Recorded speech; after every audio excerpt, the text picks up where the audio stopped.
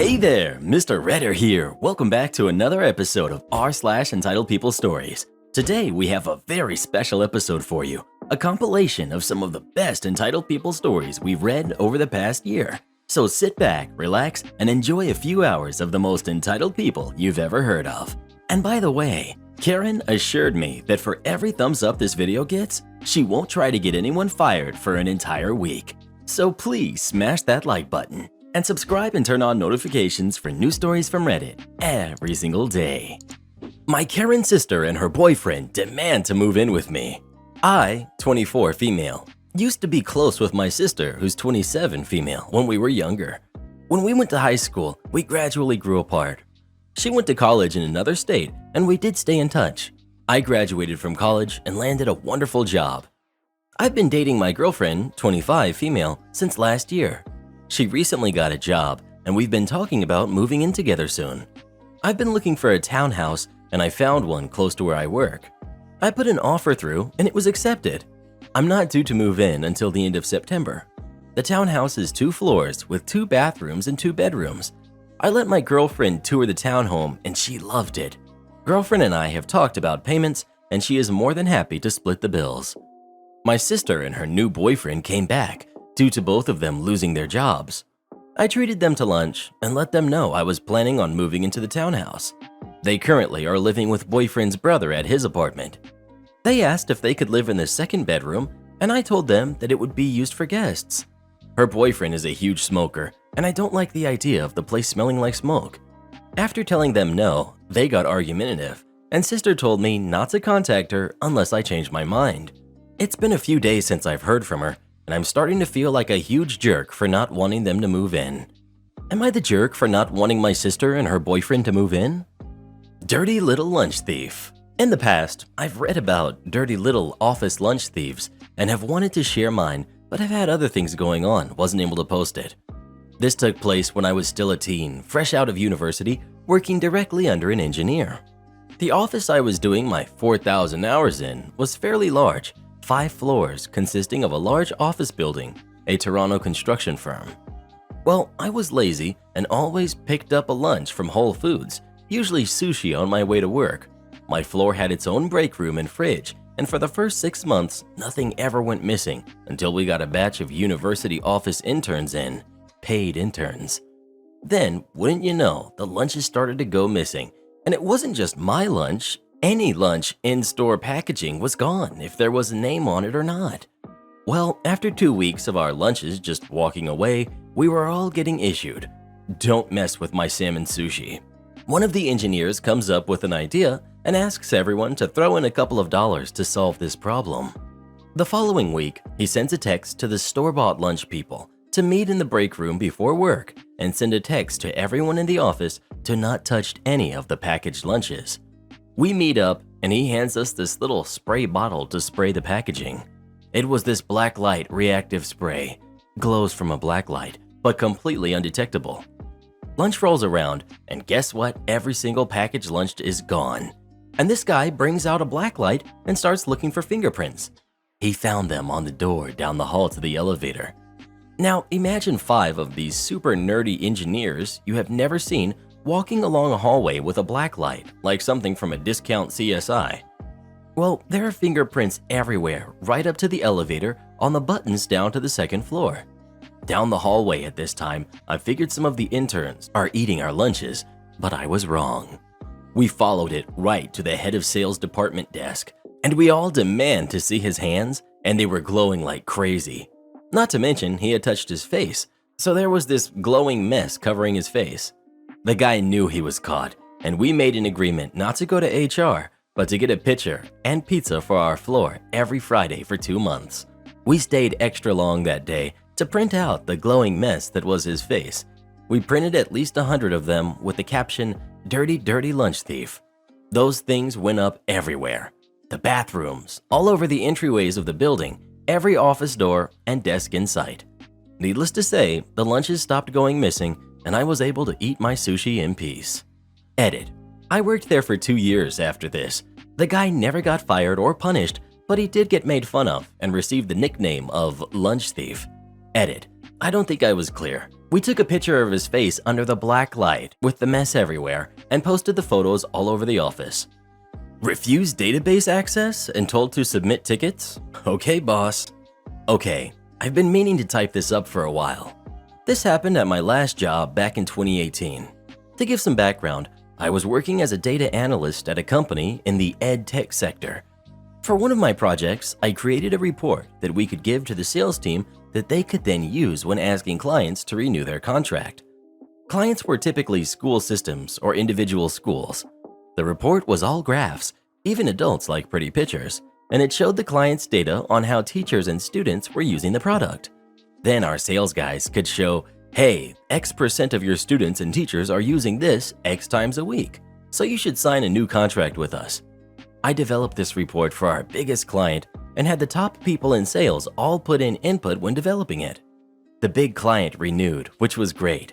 They loved the report and wanted to use it for all renewals, and we had 5,000 plus clients. I had automated the process and everything seemed peachy until I hit a problem. The data for the report was pulled from our database, MSSQL if you are curious. Now, I was in the research department and I did not have access to the database. Instead, our IT team had access to the database. If I wanted data, I had to put in a ticket, name all the data points I wanted, and I could only name one client per ticket. Also, IT did their work in sprints, which are basically 2-week periods of work. The tickets were always added to the next sprint, so I ended up having to wait 2 to 4 weeks for the data. This was fine for the big client report, but now that I was running this report for all renewals, the ticket system was not going to work. Now, if you have worked with sales, you know they don't typically plan out 2 to 4 weeks ahead. At least they didn't at this company. I reached out to IT and requested direct access to the database so I could stop putting in tickets and just query the data myself. Well, that was immediately denied. All data requests will be filled by only IT, and as a research person, I needed to stay in my lane. You might see where this is going. I wasn't happy, and sales wasn't happy with the delay, but there was nothing anyone could do. So I reached out to one of the sales managers to discuss a solution. Since data was going to take 2 to 4 weeks to arrive, could he please send me everyone that has a renewal coming up in the next 2 to 4 weeks? With 5,000 plus customers, that averages about 100 renewals a week. He smiled and understood what was going on and happily sent me a list of 400-ish clients. Quick note, the IT team spends the day before a sprint planning the next sprint, and all tickets submitted before the sprint had to be completed during the next sprint. The sprint planning time was always Friday afternoon because the least amounts of tickets rolled in. During the planning session, they would plan all of the work for the next 2 weeks for the next sprint. Any tickets that came in before 5 p.m. Friday had to be finished over the next 2 weeks. Time for the malicious compliance. Armed with my list of 400 plus clients, I figured out when the next sprint started and cleared my schedule for the day before the new IT sprint started, aka their sprint planning Friday. At about 1 ticket a minute, I was able to take about 6 hours and 40 minutes to submit all of the tickets, so that's what I spent my whole Friday doing. Let's not forget, they had to get the data for all the tickets during the next sprint as long as I submitted them before 5 p.m. on Friday. That meant they had to take care of all 400 tickets in the next 2 weeks, plus I submitted tickets throughout their spring planning meeting, so they couldn't even plan for it at all. If you're not tech savvy, this might not make sense, but if you are, let me add an extra twist to this. They used JIRA at the time, and the entire IT team had the JIRA app on their laptops. Most of them had push notifications set up, so they got pinged every time a ticket was submitted. I would have paid good money to be a fly on the wall during that meeting, watching a new ticket pop up about every minute. Okay, tech aside done. I didn't hear a peep from them at all that Friday. To their credit, Monday I started getting data from my tickets. Now, I had automated the reporting process on my end, so each report only took me a few minutes to run. I was churning out reports as quickly as I received the data without an issue, and sales was loving it. I saw tickets coming in from every member of the IT team, and during the second week, many tickets came in after working hours, so obviously they were struggling to keep up. Again, I will give them full credit. They fulfilled every single ticket, but there were a lot of long days for them. Everyone was salary, so no overtime pay either. This is, of course, on top of all of the other tickets they needed to complete, so it was quite a stressful sprint. Undeterred, I met with the sales manager again right before the next sprint and asked for the next set of clients and renewals. Then, the day before the next sprint, I began submitting tickets again. My workday started at 9 a.m., and by 10 a.m., the head of IT runs over to me. He is bug-eyed and asked me how many tickets I was planning on submitting. I told him the same amount as last time. I only had 200 this time, but he didn't know that, and I'm pretty sure I saw him break on the inside. I did feel bad at this point, so I said, alternatively, you could just give me access to the database and I could query the data myself. I had the access before noon. I'm not going to risk my job because you want an insane amount of cereal. I work at a supermarket, and one of our regular customers is a woman who comes in with her 2 kids and buys an absolutely insane amount of cereal whenever it's on sale. Now, when I say an insane amount, I don't mean 10 to 20 boxes at a time. No, she's not here for math word problem level amounts of cereal. She comes in and buys anywhere from 50 to 300 boxes at a time. Her and her kids usually come to the back room door with 3 shopping carts and ask for 9 to 15 cases of cereal, depending on how much we have left in stock. She's gotten denied service a few times, like the time she tried to buy an entire pallet of cereal, 5 boxes per transaction the day before Thanksgiving. Management cut her off after 18 transactions, 90 boxes, because her order was holding up the lines for 3 of our 7 operational registers. 3 of our registers were broken at the time. The stock department manager absolutely despises this and has told the woman on multiple occasions that if she's going to purchase more than 3 cases of cereal, she has to call a few days before she comes in so that he can order extra cereal, but she always claims that she won't know what she'll need until she comes in and refuses to. This happened to me on a Sunday when I was the only person working in my department. I had just finished emptying the baler when Cereal Lady poked her head into the room. "Hey, could you get me some cereal?" she asked. I scanned our sale pallets and she said, "It's on the 2nd level of the scaffolding." The scaffolding she was talking about is the same kind of scaffolding you would see at a wholesale club like Costco, Sam's Club, or BJ's Wholesale. So I told her, "Unfortunately, I can't get that down for you. I'm not authorized to use the equipment needed to get that down." She then asked, "Is there anyone on who can get that down for me?" And I responded, "Unfortunately, I'm the only one on at the moment. The full-timer who normally works alongside me on Sundays has the day off." She sighed and asked, "Could you do it for me this one time?" And I responded with, "No, I'm not authorized to use the machine needed to get that down." And she said, "Seriously? You can't just do it this one time?" And I told her, "No, I can't do it this one time. I'm not allowed to use the machinery, nor do I even know how to use it. If I get caught using that equipment, I won't only lose my job, but I could potentially face legal trouble and steep fines should I damage something or injure myself." She huffed and went, "Fine, I'll just get front-end manager. He'll do it for me." A few minutes later, the front-end manager walked into the storeroom with this lady in tow. "Hey OP, are you authorized to use the power lift?" To which I respond, "Nope." "Is full-time coworker here yet?" I reply, "He's off today and my brother already left for the day." My brother works in the same department as me and is authorized to use the power pallet jacks.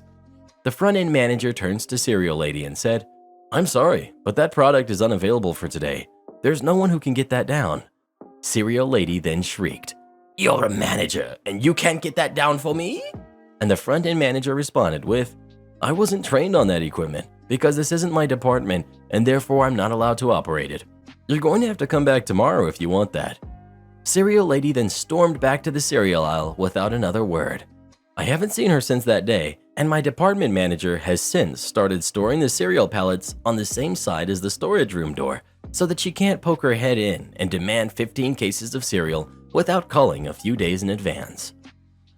Hotel management is watching my movements by rewinding camera footage, so I started dancing. I'm a night audit at a hotel. Management felt rounds were not walked properly based on camera footage. I decided to give them a show dance to let them know that I was keenly aware of them watching now. I made a Reddit post about it, and you guys helped me come up with my next moves, so here's an update. Before going to work today, I got a call from my supervisor.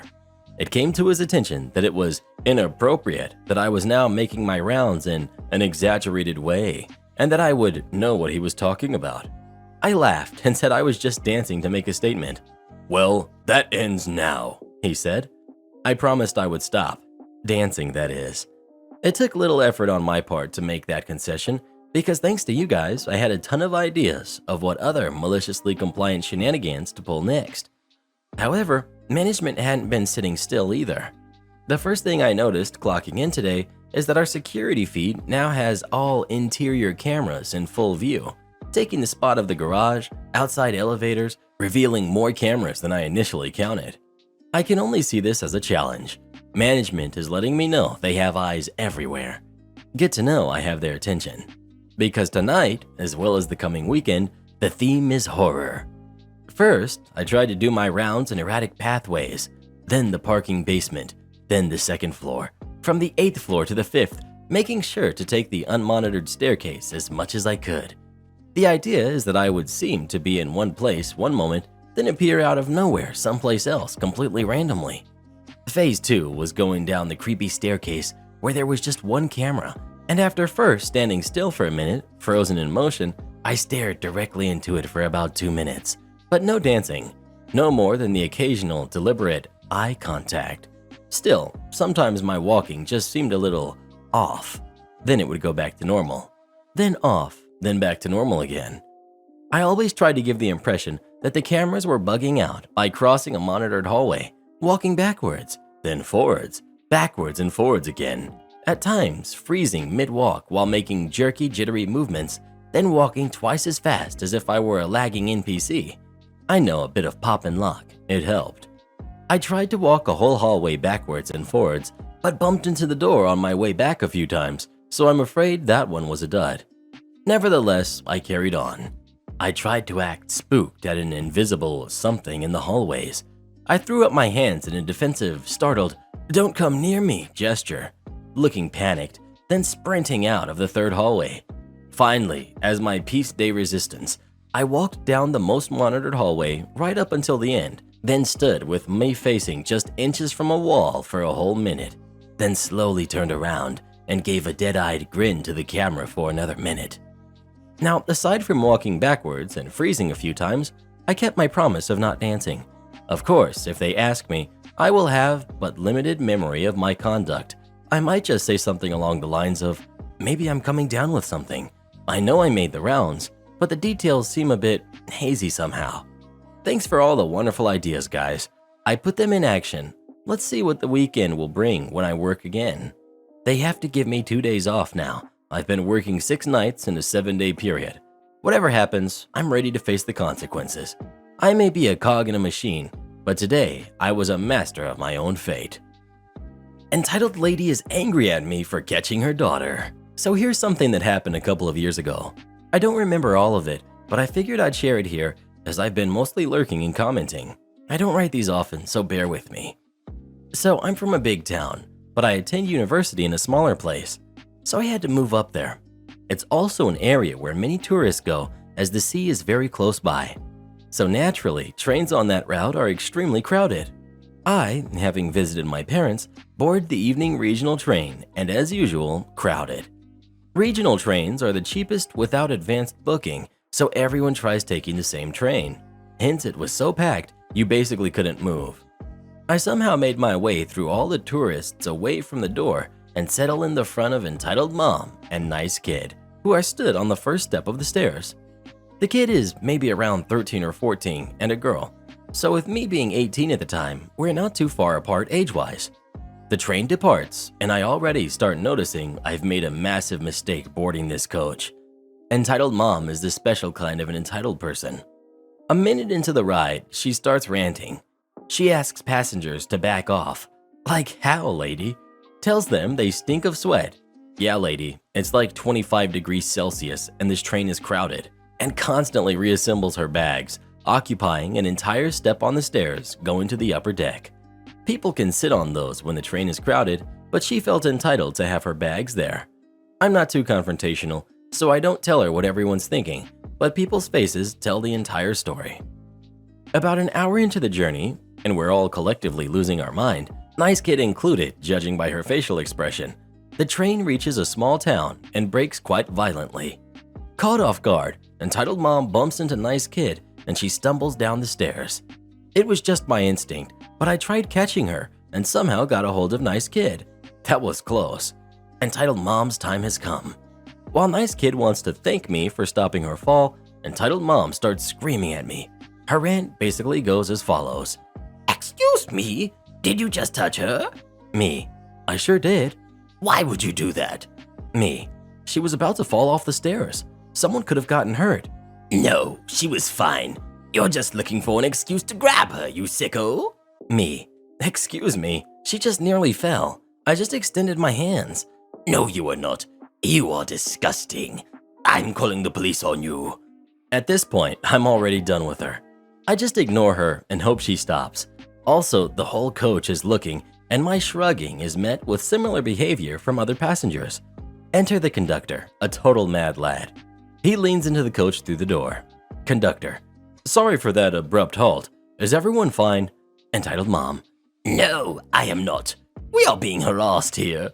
The conductor clearly sees how annoyed we are with this lady. He grins, and in his most blunt voice, he comes to my rescue. Ma'am, this is a train, not a cab. If you want your personal space, feel free to exit and take the next train. It'll only be 2 hours. Entitled mom. No, he should get off. Points at me. Me. Ma'am, I kept your daughter from falling. Conductor looks at me. I know how to fix this. Would you want to be promoted to first class? Entitled mom. Yes, please. Conductor. I'm talking to the young man. So I got promoted to first, where literally no one is sitting. Entitled mom throws a temper tantrum and ends up being removed from the train, probably invalidating her ticket in the process. It took 5 minutes of her talking crap, but we got it done. Definitely the weirdest train ride I've ever had. Only feel bad for the nice kid having to wait 2 hours with entitled mom. Even worse, her probably having to spend a whole vacation with her. Am I the jerk for frightening a snooping neighbor by opening my door and causing her to fall? I, 37 female, live alone in a pet-friendly, no breed restrictions apartment building, renting in a US city that has significant crime. Our building has 2 on the first floor, 2 on the second floor, 1 on the third. I live on the 3rd floor. I don't share a landing with any of my neighbors, and anyone coming up to the 3rd floor is coming there for me. We do not have a secured gate or a front door to the building. I have a 40-pound dog, not aggressive in the slightest, does not have leash aggression, does not resource guard. She does have one guarding tendency, and due to where I live alone, I fostered this. She will bark at the door when someone is outside. She is part hunting hound, so she has a very big, vocal howl bark. I've always found this comforting because I will always know if someone is coming when I am not expecting anyone. Sometimes people will come up to lurk on my landing who have no business being there, and my dog will scare them away. She also lets me know when deliveries have been dropped off. A downstairs neighbor, 45 to 50 female, from the 1st floor has been up on my landing several times. She will sometimes bring up packages or mail if it's left downstairs, which is nice, but I've seen her through the peephole lurking around without anything to leave for me. One time, she moved my doormat. She has seen me walking my dog several times. Outside of my apartment, my dog is all wags.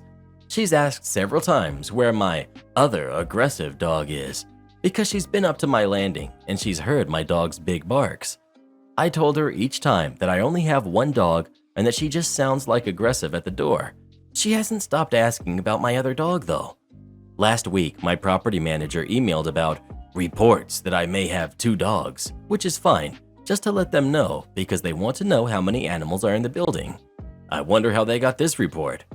Today, my neighbor was on my landing again. From my peephole, I saw her bending down in front of my door, but couldn't tell what she was doing. So I swung my door open, with my dog standing beside me, loudly barking. She got spooked from the noise and fell on her butt, because she was like leaning down to look under my doormat again. I said, "See, just the one dog, like I told you." Then I realized she may have injured herself when she fell, and offered to help her up, but she just stormed off, calling me all sorts of names and said the building was better before I moved in. I've lived here for 5 years. This is the first I'm having this issue. My sister told me I'm definitely the jerk because I could have given the woman a heart attack by frightening her. I kind of see her point. However, I did not know she was going to fall over. I still do not know what she was doing on my landing. Other tenants have dogs too, and you can hear all the dogs barking anytime a delivery car pulls up. I always considered it the price of a pet-friendly apartment. Neighbor saves me from Karen. I live in a small town that's 95% English speaking. There are a few French families due to the local industry. I speak enough French, about as well as an 8-year-old native speaker, that I made friends with a neighbor who doesn't speak English and can't drive because of seizures. Her husband has been out of town for work for the last few months, so I've taken her grocery shopping and to run errands. Her computer died last week, so I took her to the big box computer store to look at a new one. I work in electronics as a technician, so I knew a thing or two about brands, quality, pricing, and what computer to get based on her needs. I'm standing at the computer area with her, telling her about all of the specs, tower versus laptop, etc. I notice someone in my peripheral vision, but I ignore it. Our conversation switches over to school starting soon. Our daughters ride the bus together when the lady behind us pokes me in the shoulder and starts barking in French. I need help too. You need to stop chatting and start helping. Do you know how hard it is to get help in French around here? Big box employees wear blue polo shirts and slacks. I'm wearing a hippie maxi dress and Birkenstocks. I start trying to explain that I don't work here, but I think that's when she picked up on my obvious Anglo accent. She starts talking to me like I'm a misbehaving toddler. I need you to help me set up my home network. I don't have time for you to chat about your kids. Have fun finding a job once your manager hears you're chatting about your kids instead of working. At this point, my neighbor pushes me out of the way. She's about twice as big as the Karen yelling at me. She walks up to the Karen and just shouts at her for 2 minutes. I couldn't catch most of it because I only know school French, but I'm picking out some angry words. One of the staff comes up and tries to find out what's going on, but they aren't paying him any attention. When he realizes they're not English, he walks away. I guess he didn't think he could help. Karen storms off in a huff.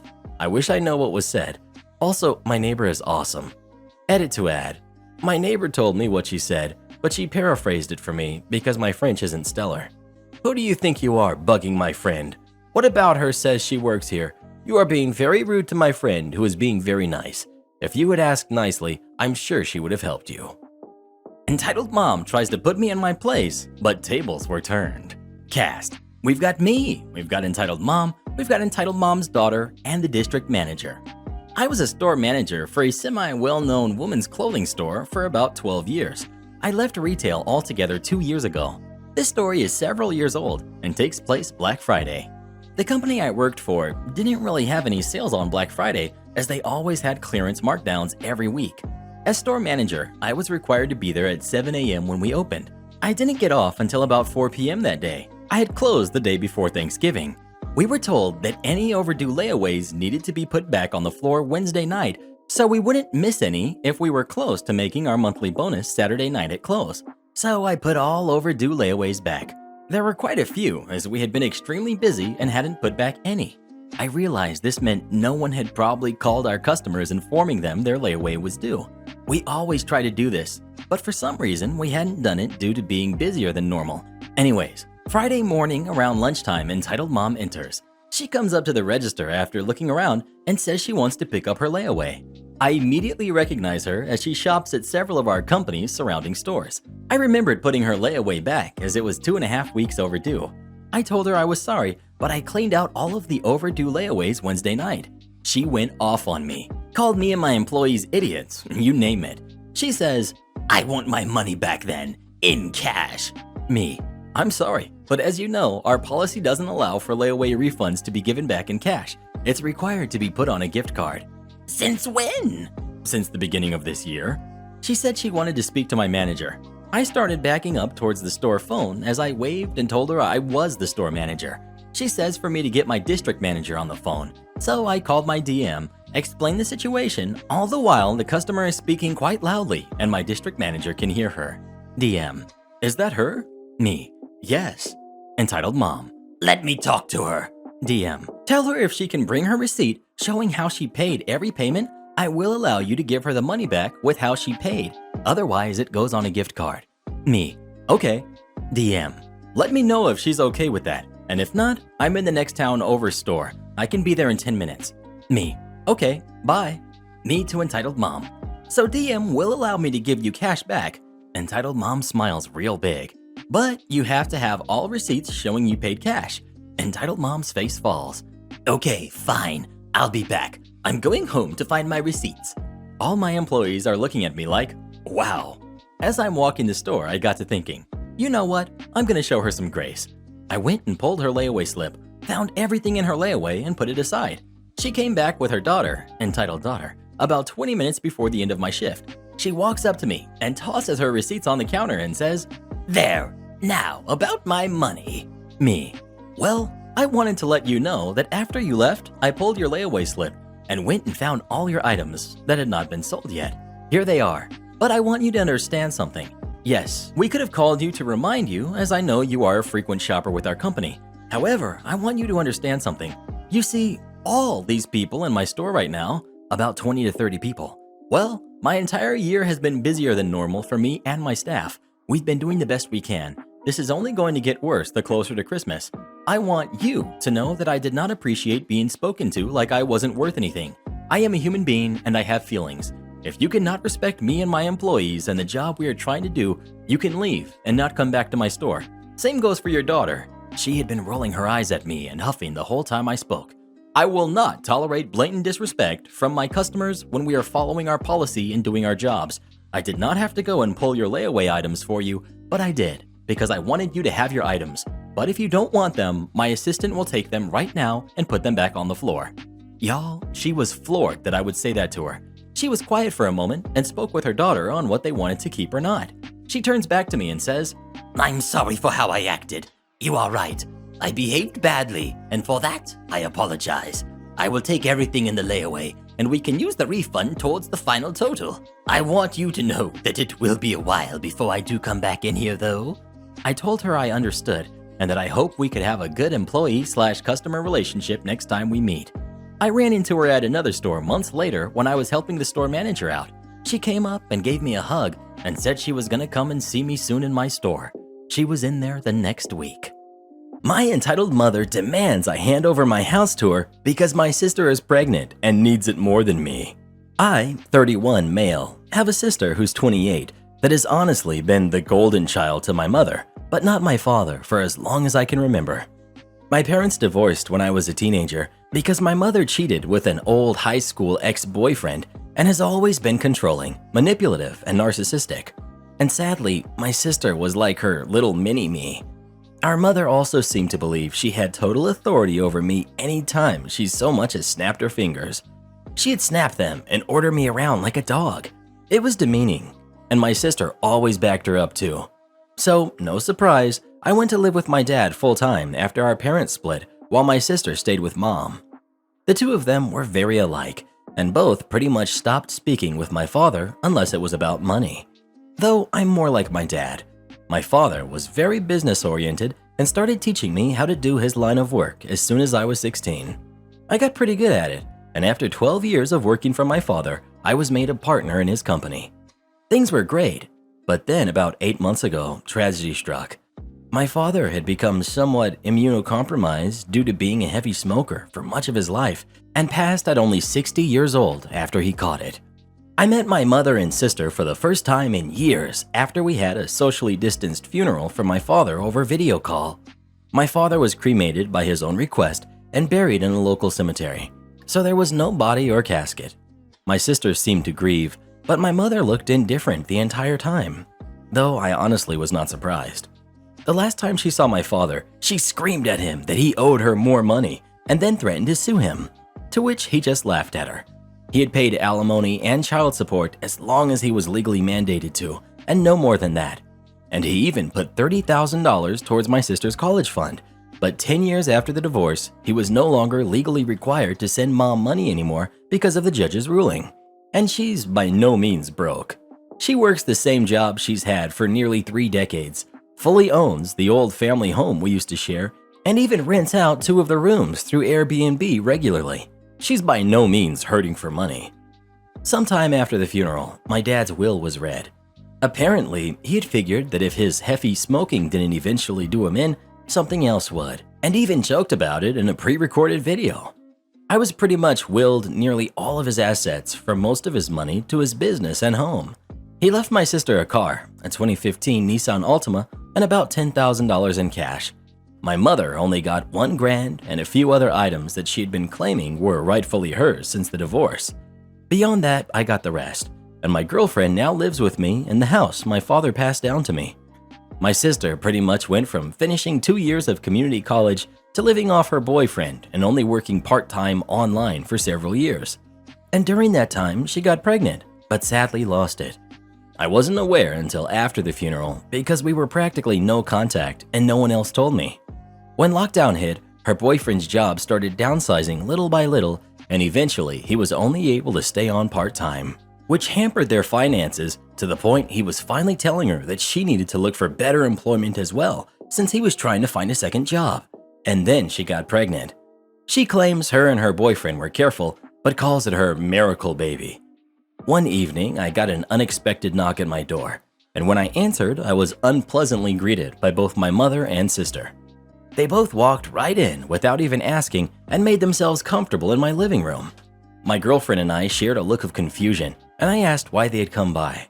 My sister was giggling and looking all over, opening doors and seemingly giving herself a tour of my home. My mother had just plopped herself down on my sofa and snapped her fingers while demanding a cold bottled water. My girlfriend got the water for her, and I asked what they were here for. My sister seemed all giddy and just ignored me and continued snooping around my home, and before long, I heard her yell from down the hall, "Mommy, it's perfect!" Yes, she still calls her Mommy. My mother finally spoke up and said, "Well, I think it's time you did your brotherly duty." To which I was like, "What?" My mother then proceeded to say, "Now that your father has passed, this house should have gone to me since I was his only spouse. But you can still fix this. You make plenty of money, and you could just buy a new house.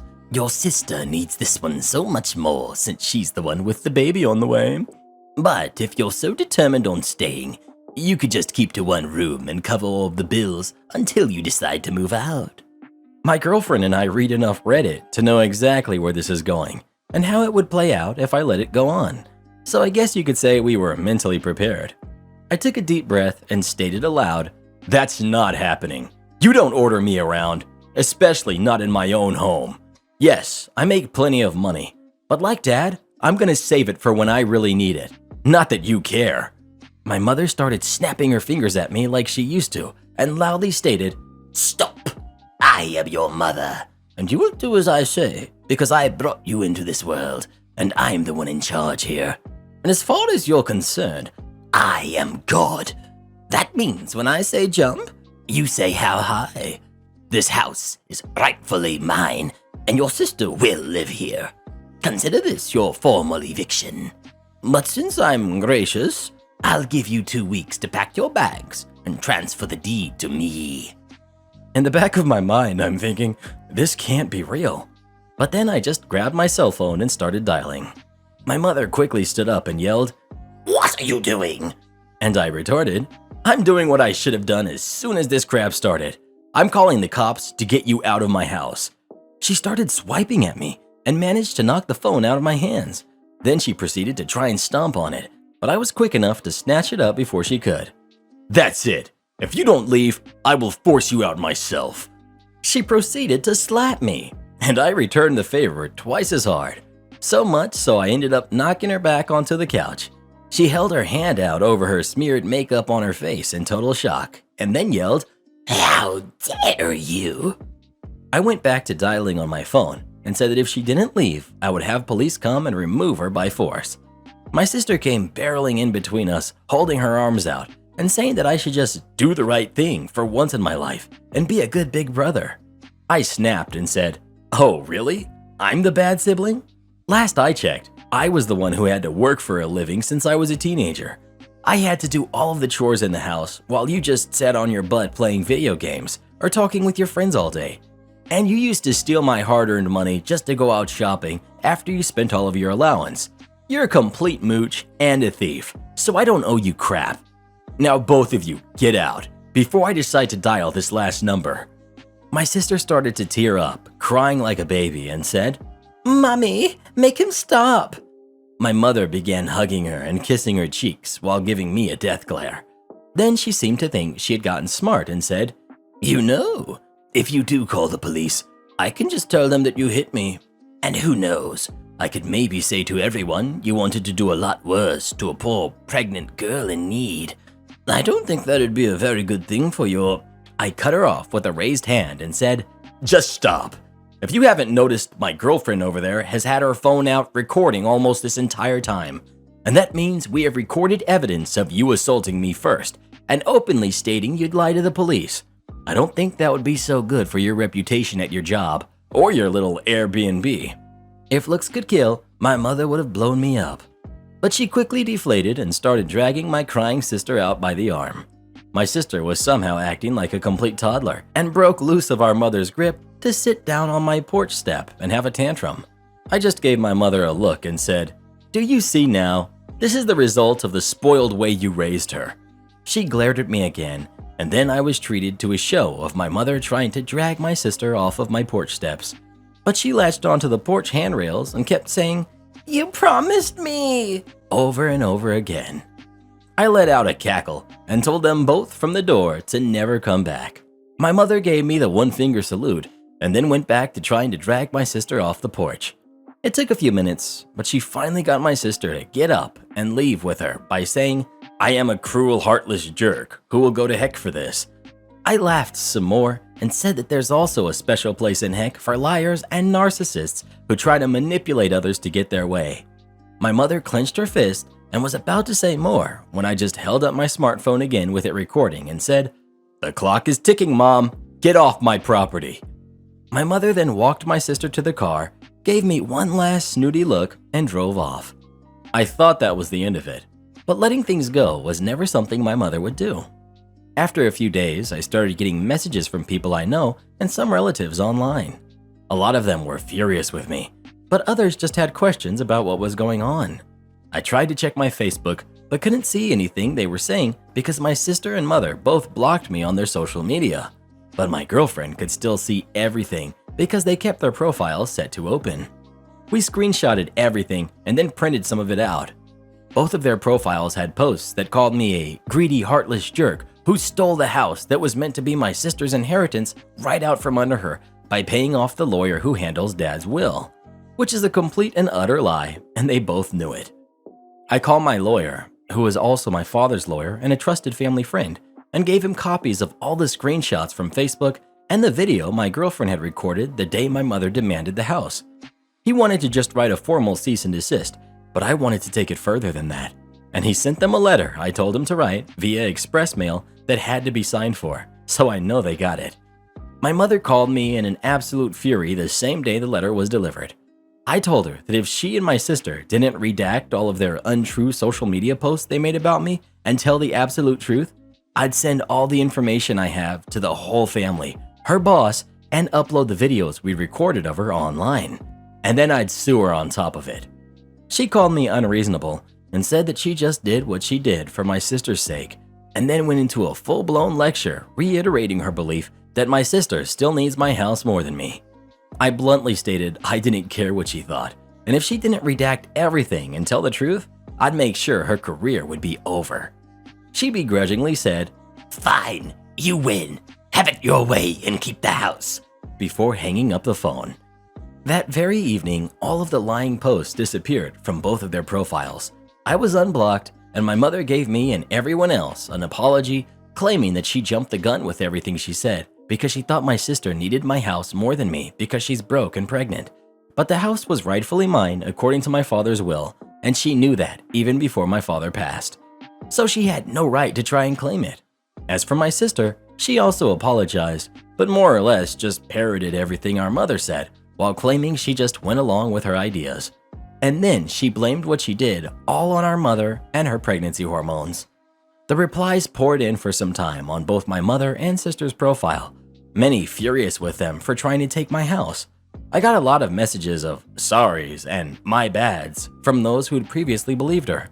But all it really did was show me who was more on her side to begin with, since they were all believing her nonsense so quickly. They were mostly people from her side of the family anyway. No one on my father's side believed her at all, and openly said so. My sister and her boyfriend ended up moving in with our mother to save money, but she put them in the basement to keep her Airbnb running, and my sister started crying on social media that she can't live upstairs, and I'm pretty sure the two of them were fighting with each other because all my sister did after that is complain online, and my mother barely posted anything on her social media anymore because of the previous stunt she had tried.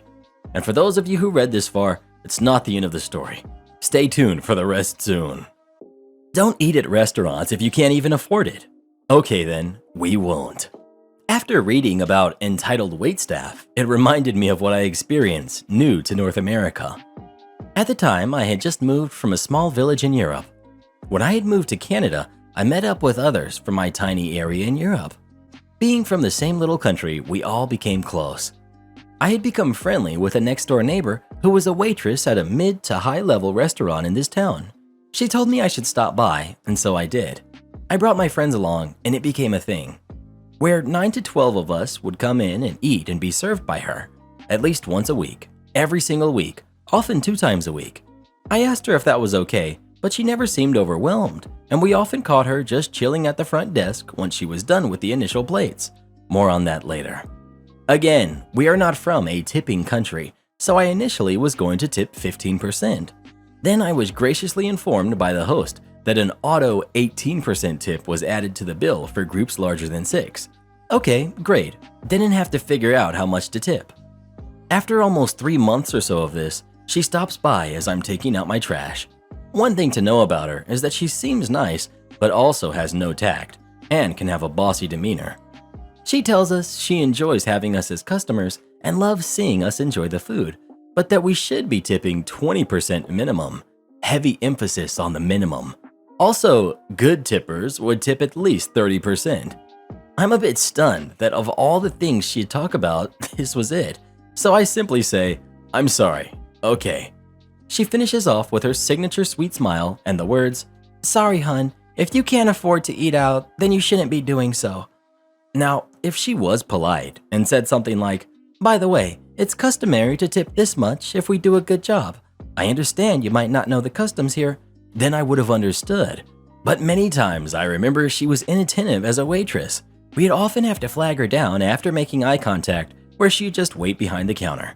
Like I said, 20% was not out of the question, it was the way she said it. So I mentioned this encounter to my friends, and after a little talk, we realize we can't afford that. No, not if we also want to be able to purchase other goods such as fine wines, cheese we love, and the like. So we aren't poor, but we aren't rich either. These weekly dinners were little luxuries that we splurged for the sake of friends and feeling special in a fancy restaurant. It didn't break our bank, but it was still a significant amount of money. To tip her properly, and the fact that we all realized were other little things in life we'd rather spend our precious money on, we decided it was too much. Across all of us, it was hundreds in dollars in tips alone per week. That's a lot for us. We could use that money to rent a pool hall, fishing tours, which are very expensive, etc. So we did what any responsible adult would do. We stopped buying what we couldn't afford. It was far cheaper to host our gatherings in someone's house and to do a potluck or make a deli board, etc. Now, discussing this with other neighbors, I hear that she has said something to that sort to other people in the neighborhood, and fight out to eat, then tell them off later if the tip is too low. They always have said the same thing, 20% minimum. Service wasn't the best, very hurried, not very attentive, etc. And the entitlement. Anyways, we stopped eating at that restaurant and having her as a waitress. Mind you, I never stopped saying hi to her, kept up my pleasantries, etc. But now, after we all of a sudden stopped coming in, she had a scowl on her face when she'd see me, kept her responses quick, and stopped saying hi as much. And then, about a month after we stopped, one of the other neighbors mentioned to me how she was complaining that her tips weren't great anymore, and that she couldn't afford to get her fillers in her cheeks at the new medical spa down the road. Oh well, like you said, don't eat out if you can't afford it. Get off the computer, go on. Don't get on that computer like that, Johnny. Don't do that, that's bad. Revenge is a dish served very, very cold. In my young 20s, I moved to a new city to try and start my career in life. Money was very tight, but I was confident I would get things up and running. In my job search, I came across a promising opportunity at a small firm, The Firm. Instead of offering me a job, the owner said he would like me to come in for 2 days and work. If I was a fit, they would hire me, and if not, they would pay me for the 2 days. Money was so tight at the time that I figured taking the bus to and from the job was a luxury I could not afford and walked an hour each way to get there. Money was very tight. I did good work both days and worked very hard, but it was not a fit. The owner then tells me, "I know we said we would pay you, but it's just too complicated to set you up for just 2 days, so you will just have to be happy you got the experience with us." The way he acted really rubbed me the wrong way. I was mad as I really needed the money, but as I was trying to find a job and I figured it was not in my best interest to make waves as word may get around I was difficult. I did, however, decide that same day, somehow, some way, I would get my revenge on the owner. I did find a good job that led to a great career, but I always kept tabs on the owner, looking for the time and place to get some revenge, and even a few times considered some more juvenile methods. Just short of 20 years passed, and now I was very senior in my chosen profession, but instead of working for a small firm, I was a leader in a very large national company that hired firms. As it turns out, we had a large contract come up that I was the lead executive on the procurement team in the area the firm operated in. Things have changed a bit over the years, but bidding on these contracts was at the firm's expense at the time. However, to safeguard them from wasting too much money, the bidding would be in stages. Well, sure enough, the owner and his firm put in an exploratory bid. They were not perfect for the job, but they could actually do it, so I assisted in them moving to the next stage, and the next stage, and the final stage. The easiest thing I could have done was shut them down right away and got a bit of revenge, but there would be no fun in that. There was some risk to letting them go through to the end though. Though I was the lead, it was a team decision, and to be honest, if they had the best proposal, despite my thirst for revenge, I would vote for them. The proposals and presentation came in, and luckily the other firm was a bit better and we went with them. Normally the executive lead didn't deliver the bad news in the bid process, but I volunteered to take on the call. It was fun to call the owner, who had no idea we met 20 years ago, and tell him, "We were impressed with your proposal, but it is just not the right fit. I know you must be disappointed to not get the contract, but at least you got great experience to our process." I know I should have used his words from 20 years ago, but I could not bring myself to do it. The firm must have done about 200 hours of work on their proposal, so I figured that was payback for my 16 hours with 20 years of interest. Did you see the logo on the badge? I work for a major railroad in the northeastern US, and in case you didn't know, we've had some storms lately. We needed some 30 amp sockets that we had run out of because we don't usually keep hurricane level amounts of parts on hand, so I went to my local big box hardware stores buying as many of these as we could get our hands on. Unfortunately, many people were cleaning up after these storms and needed these parts too, so I was having a really hard time finding them. Because I work for a railroad, I have to be qualified to go near railroad tracks, and I have a badge that shows I can do this. This badge is Safety Orange. One of the hardware retailers is known for Safety Orange, and it should be noted that this badge has a railroad logo on it, but I'm sure you can see where this is going. I visit my 5th hardware store of the day yesterday, and I start looking in the aisle where they usually keep these. I find the area, and it is destroyed. It looks like the American Tourister gorilla was looking for wall outlets. So I check their stock on my phone. It says they have 12 of these, and I start looking. After a minute or so of digging around, I hear the mating call of the greater northeastern whopping Karen. Ahem. I ignore it. Ahem. Excuse me. I ignore it again.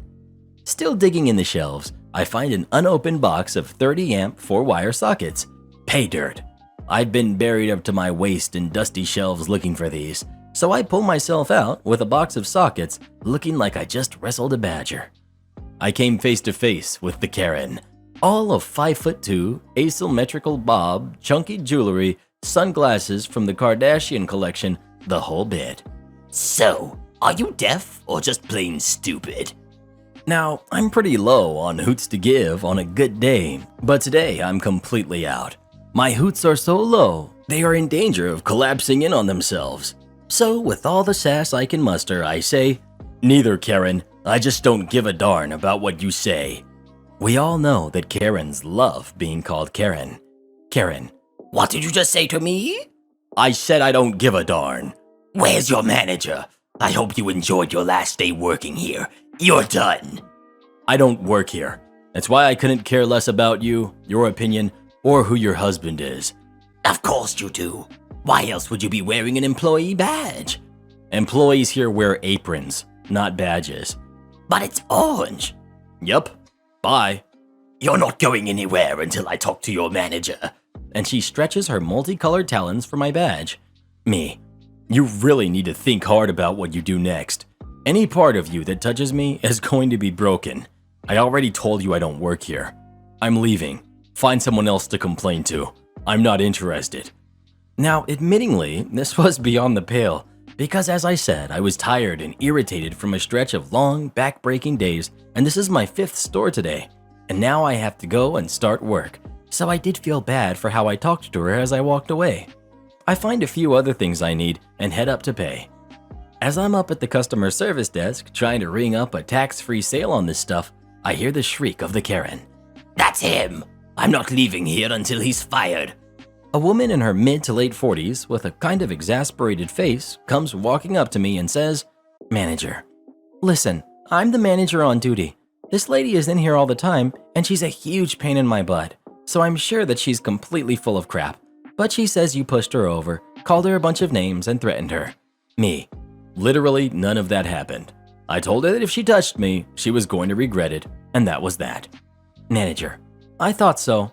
So I'm going to make a big show of firing you and we can both be done with her." Me: "Nope, I'm not dealing with her.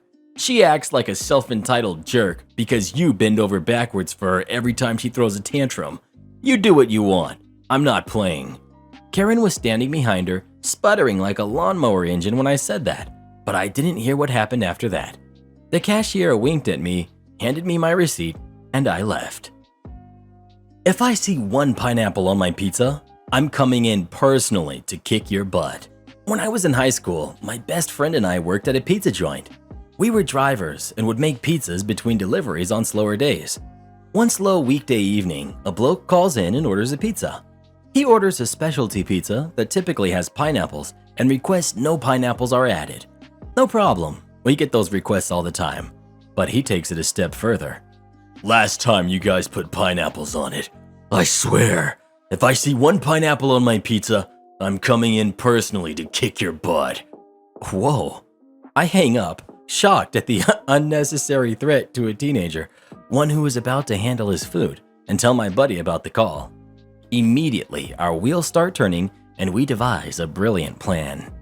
We make his pizza exactly as he requested, but before tossing it in the oven, we each grab giant handfuls of pineapple and squeeze out all the juice that we can onto his pizza.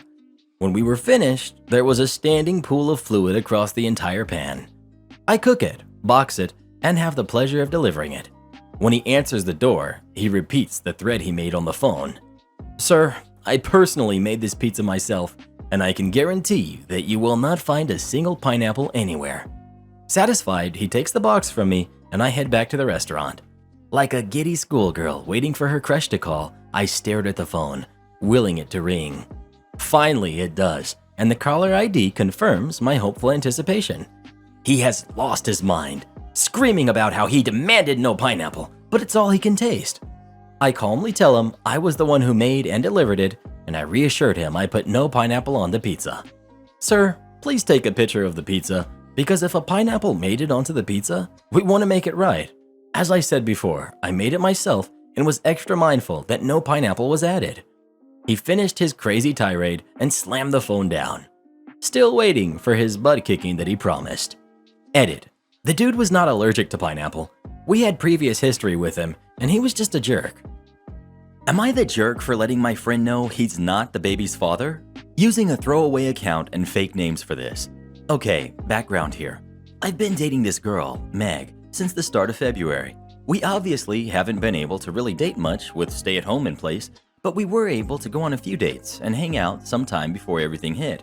One of those times was at a party at her place. She lives with 3 other girls in a big house. I brought my best friend / roommate, James, with me since it was a big party. James ended up hooking up with one of Meg's roommates, Liz. A couple of months ago, Liz found out she was pregnant and said James was the dad. He's been freaking out, but trying to really be there and take responsibility. He's already changed a lot of his plans he had for next year with school and job stuff, and I know it's caused a lot of fights with his family because they're really strict / hard on him anyway. We're all in our early 20s. Me and James are both 23, Meg is 22. I don't know for sure how old Liz is, but she was in school with Meg, so I think also 22. He and Liz didn't really know each other very well, so that's been awkward too. So last week, I was on a video call with Meg. We've been having them a couple of times a week to try and keep what we started going. Anyway, we were talking when Liz stopped by Meg's room.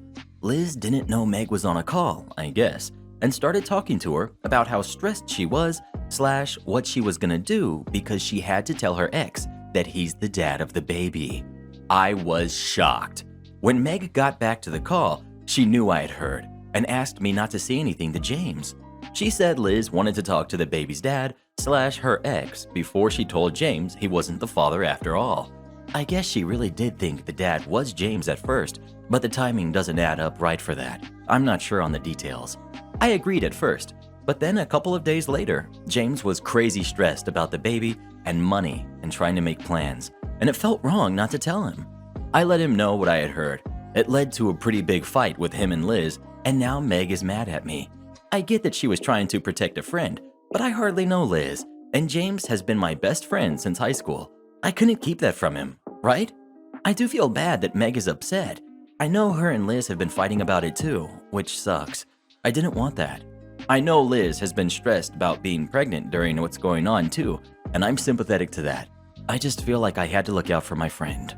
What would you have done in this situation? Would you have told James the truth about him not being the father, or just left it as it was? Please let us know. Am I the jerk for getting mad at my wife for leaving our 1-year-old son home alone while he was napping? Context: our son is barely 1, birthday last week. I came home from work and my wife was just getting back from a run, at which point I noticed our son was in the back room sleeping. When I asked her about it, she got defensive and said it was only a mile and I never got far away from the house.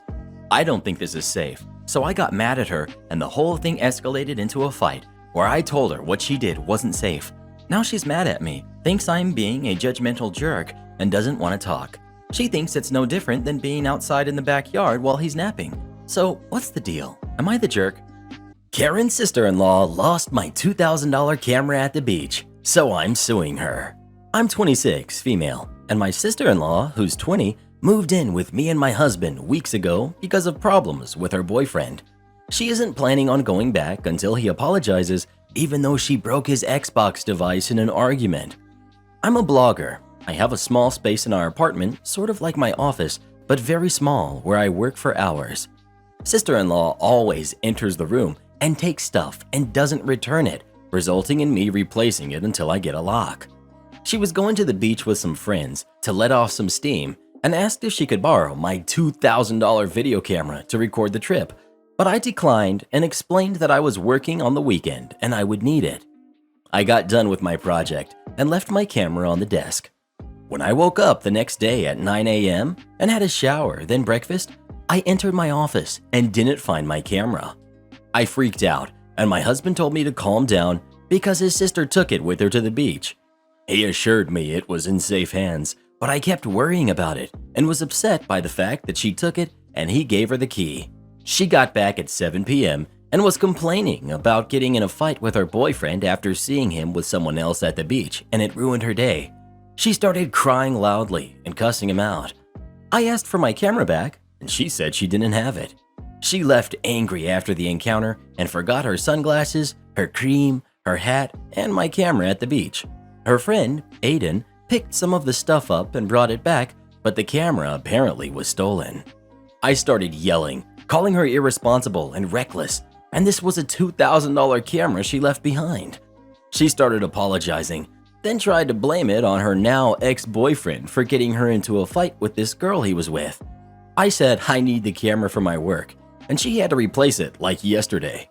My husband got involved and said it wasn't her fault it got stolen and suggested I get a cheaper camera from Amazon for now until I can afford to buy a new one. I said, "What? Why should I buy a replacement when it was his sister who lost it?" She took it without permission and was responsible for whatever happened afterwards. He tried to make excuses for her being an emotional mess. I said I have no problem suing her. He asked if I was serious, and I said yes, because I've worked hard to get this camera, and my work's always been known to be of high quality, so for him to suggest a cheap camera from Amazon was offensive. He said he was just trying to help fix the problem, but I said he was just helping his sister avoid responsibility.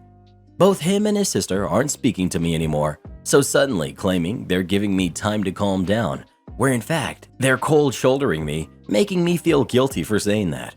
I'm not sure if doing this will be morally the right thing to do since she's family and as my husband says. Am I the jerk? Edit. Someone here mentioned the possibility of her friend Aiden taking it, which is a possibility, but when I requested to speak to him about what happened, my sister-in-law said I was wrong to hint that he took the camera, even though I just wanted to ask him a few questions. She told me to leave him out of it since she trusts him with her stuff. You need to leave that guy. Let him and his sister rot together. Yowza, Karen. You need some milk? My 15-year-old niece keeps giving me a snobby attitude. It's going to be a very long 2 weeks. My niece is staying with me until September 18th because her parents left for their vacation yesterday. She flew in from San Diego yesterday morning and it's been nothing but heck. I live in Colorado, by the way. She keeps nonstop complaining about how cold it is here, as if I have any control of the weather. When she first got to my house, she said, "Do I really have to stay in this?" before even entering. I live in a townhouse. She was upset there is no pool and was like, "Why don't you have a pool? I know you're poor, but everyone should have a pool." My car isn't as nice as her parents' cars, and she keeps complaining how run down it is and is scared it's going to fall apart. I drive a 2016 Honda Accord. There's nothing wrong with it. It's kept clean. Her dad drives an Audi, and her stepmom drives a Maserati. She also keeps making videos around my house, laughing at all of my furniture, the way the house looks, my car, etc. She asked if I got my furniture at IKEA because it looks cheap, and she laughed.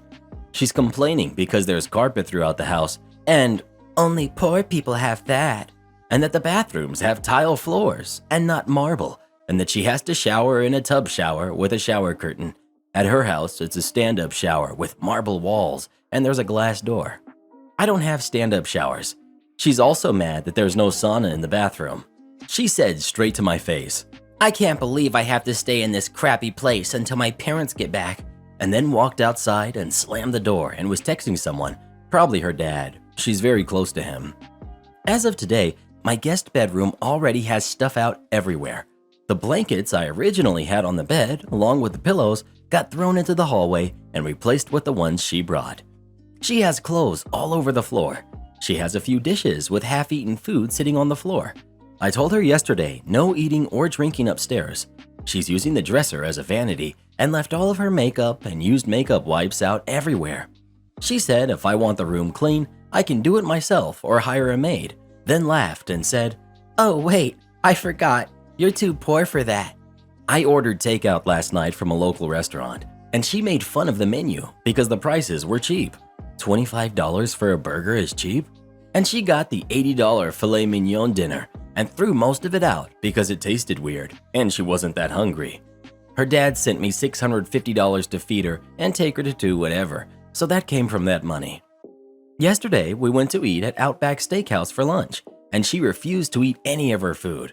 She said it looked weird. She said her dad would never take her to a dump like this restaurant. Then she kept complaining she was hungry after we left, and I'm a terrible person for making her starve and wasting her time by making her sit there. We also went furniture shopping because her dad wants to buy her a new bedroom set for her 16th birthday next month, along with her trip to Hawaii. She's being very picky, and he wanted me to check out the prices of places around here, see if she likes anything, and get back to him on it. He said she has a budget of $8,000 total for her bedroom. She wants either these upholstered princess bed frames or these mirror bed frames, which are pricey. It's around $3,000 to $5,000 for the ones she likes, and that's just for the bed frame by itself. She also wants a vanity, A bench, a nightstand, a chandelier, and a dresser with it, and they all have to match the bed. I tried showing her cheaper options, and she screamed at me in the store. I have no taste, and that it's her bedroom furniture. Stay out of it. She told me to go back to the car and wait because I'm annoying her. I was about ready to leave her there, honestly. She then wanted to go clothes shopping and knows her dad sent me money. I said, you can get an outfit, meaning one. You still need food from the grocery store. She was not happy about that and told me to stop being a cheap jerk with her dad's money. She was adamant about getting this one dress and a pair of heels that was $230. That's less money than she has to spend on groceries and other things. She knows this and still went with the purchase. She wanted me to buy food for her from Whole Foods and use some of my money if I run out of the money her dad gave me. I was going to buy her her own groceries because she's a very picky eater. I suggested a local grocery store because it's cheaper and she can get more food. She started yelling at me, calling me names, so we went home instead. She ignored me the rest of the car ride and was texting someone. She got out of the car and started crying, saying she misses her dad and she hates me. She hates my house, it's so embarrassing and trashy, and wishes she could be on vacation with her dad, and it's not fair she has to stay with me, and ran into the house crying. She keeps yelling at me to buzz off and stop talking to her, that I'm annoying, to go away, etc. when I say anything to her.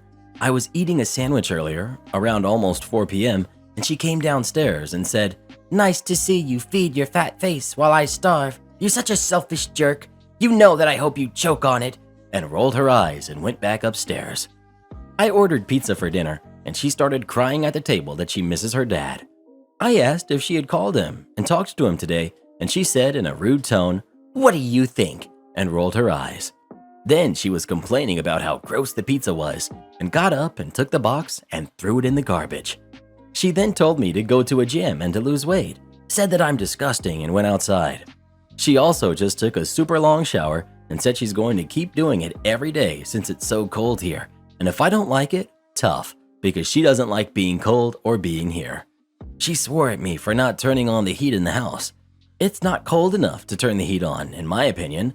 I usually don't start doing that until the end of October, beginning of November, when the highs are only in the 50s. It's going to be a very long 2 weeks. She goes to a private school, and they are doing online school again this year. Her first day is September 7th, and she's already telling me that I can't force her to log in and do her schoolwork, that she doesn't care about it. She's right, I can't, but I don't want to be blamed for her being tardy. I know her dad will be pretty upset since he's paying for her to go there. This girl needs to return to the shadows from whence she came. Entitled customer wants to show his son the freezer he incorrectly installed. Gets sued by the owner due to malicious compliance. So this happened a few years ago, so it's not exact. I was listening to a story on YouTube that reminded me of this customer. I worked at a burger joint back then. I was working through college at the time. This restaurant was brand new, and the building was only finished being built 6 months ago. From day one, there were electrical problems with the walk-in freezer. This one is the size of most living rooms. Once we even had to throw out all of the meat and close for a week for repairs and to replace the stock. Kinda bad for a burger joint to only serve salad, you know? Most of the time, I was the barkeep, but sometimes the waiters needed help. This was a day I was helping them as the bar was slow. I see a customer in his 40s, whom I will call Ken from here on out, and his son, who is maybe 10 years old. I take their order, and at first everything is normal. I go get their drinks and put the order in. I come back, and he asks me if he could go in the back with his son because he wanted to show off the custom freezer that he installed with his company. He even bragged about needing a crane to lift it into the place. I told Ken no. It was not only a health code violation, but also a huge safety issue. He got absolutely angry. He argued that he knew the kitchen better than anyone else there. He himself wired the freezer and his company installed it. His son was looking embarrassed.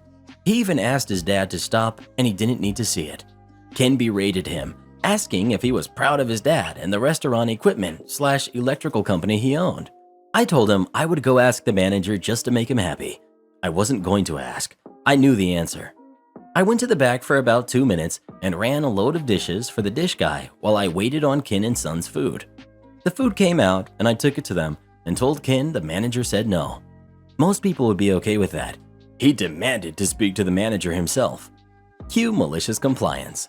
Little did Ken know that I had overheard my manager, who also was the owner, saying he was going to sue the company that installed the freezer, but he was having trouble finding out who the owner was, so he could have the lawyer address the letter to him.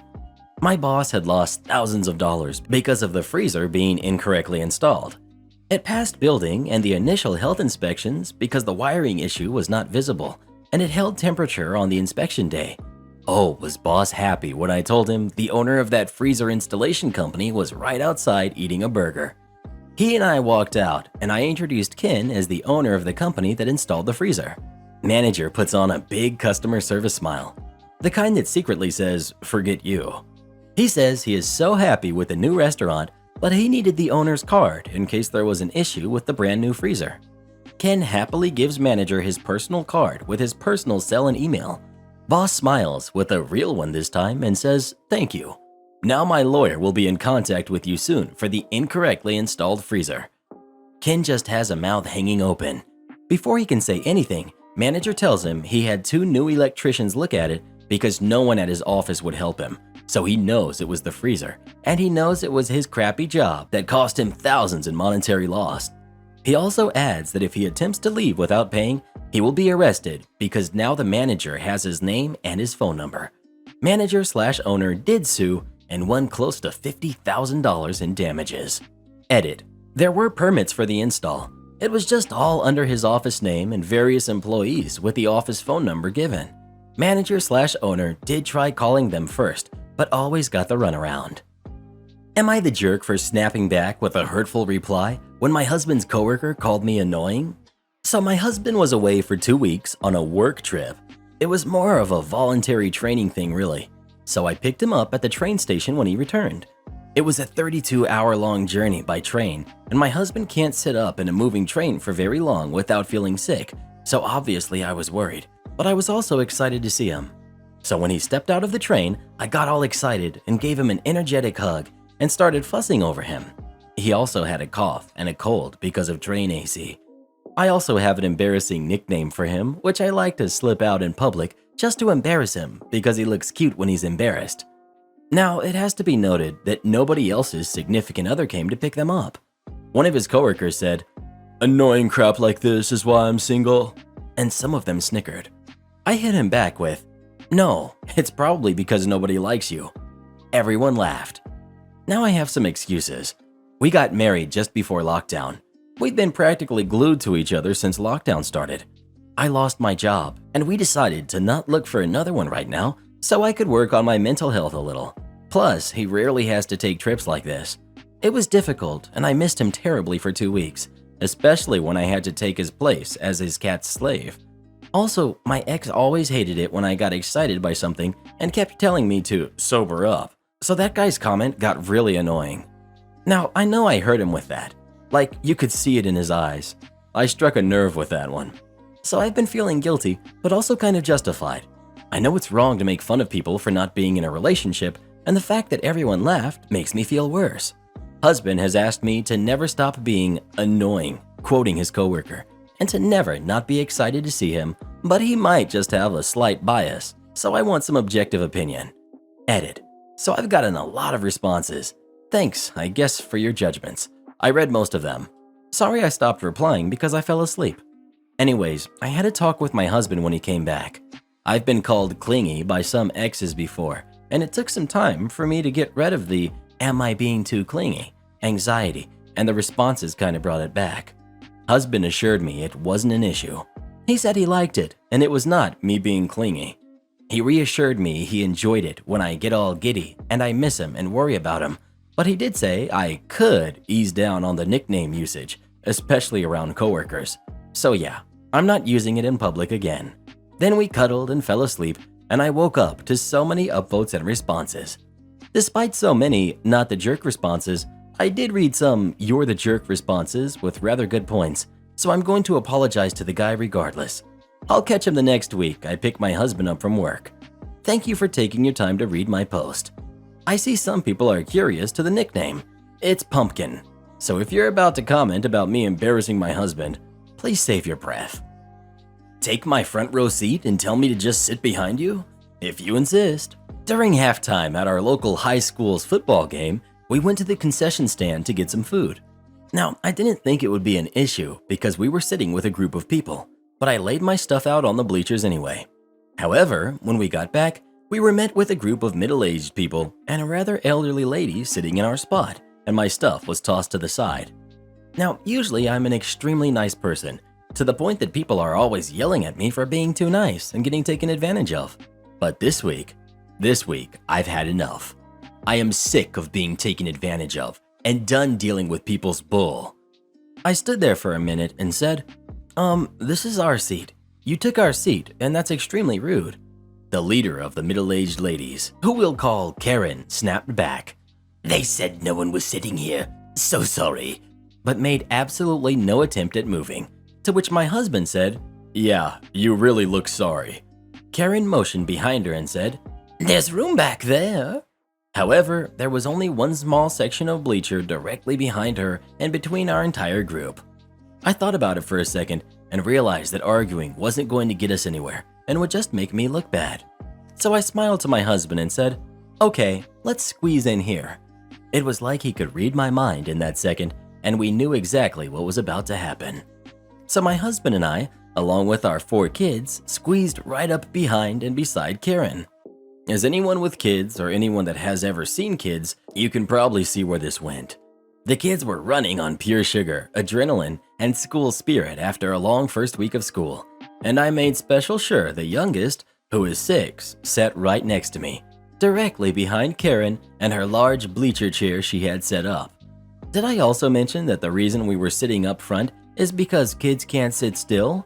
These kids like getting as close as possible to see the game, but also enjoy coming back to us to sit and talk for a bit. In any other situation, I would have made sure my kids were respectful and courteous of those around us. I would have put a stop to the screaming when our team scored, the jumping up and down, chanting with the cheerleaders, running between us and the fence, but not this night.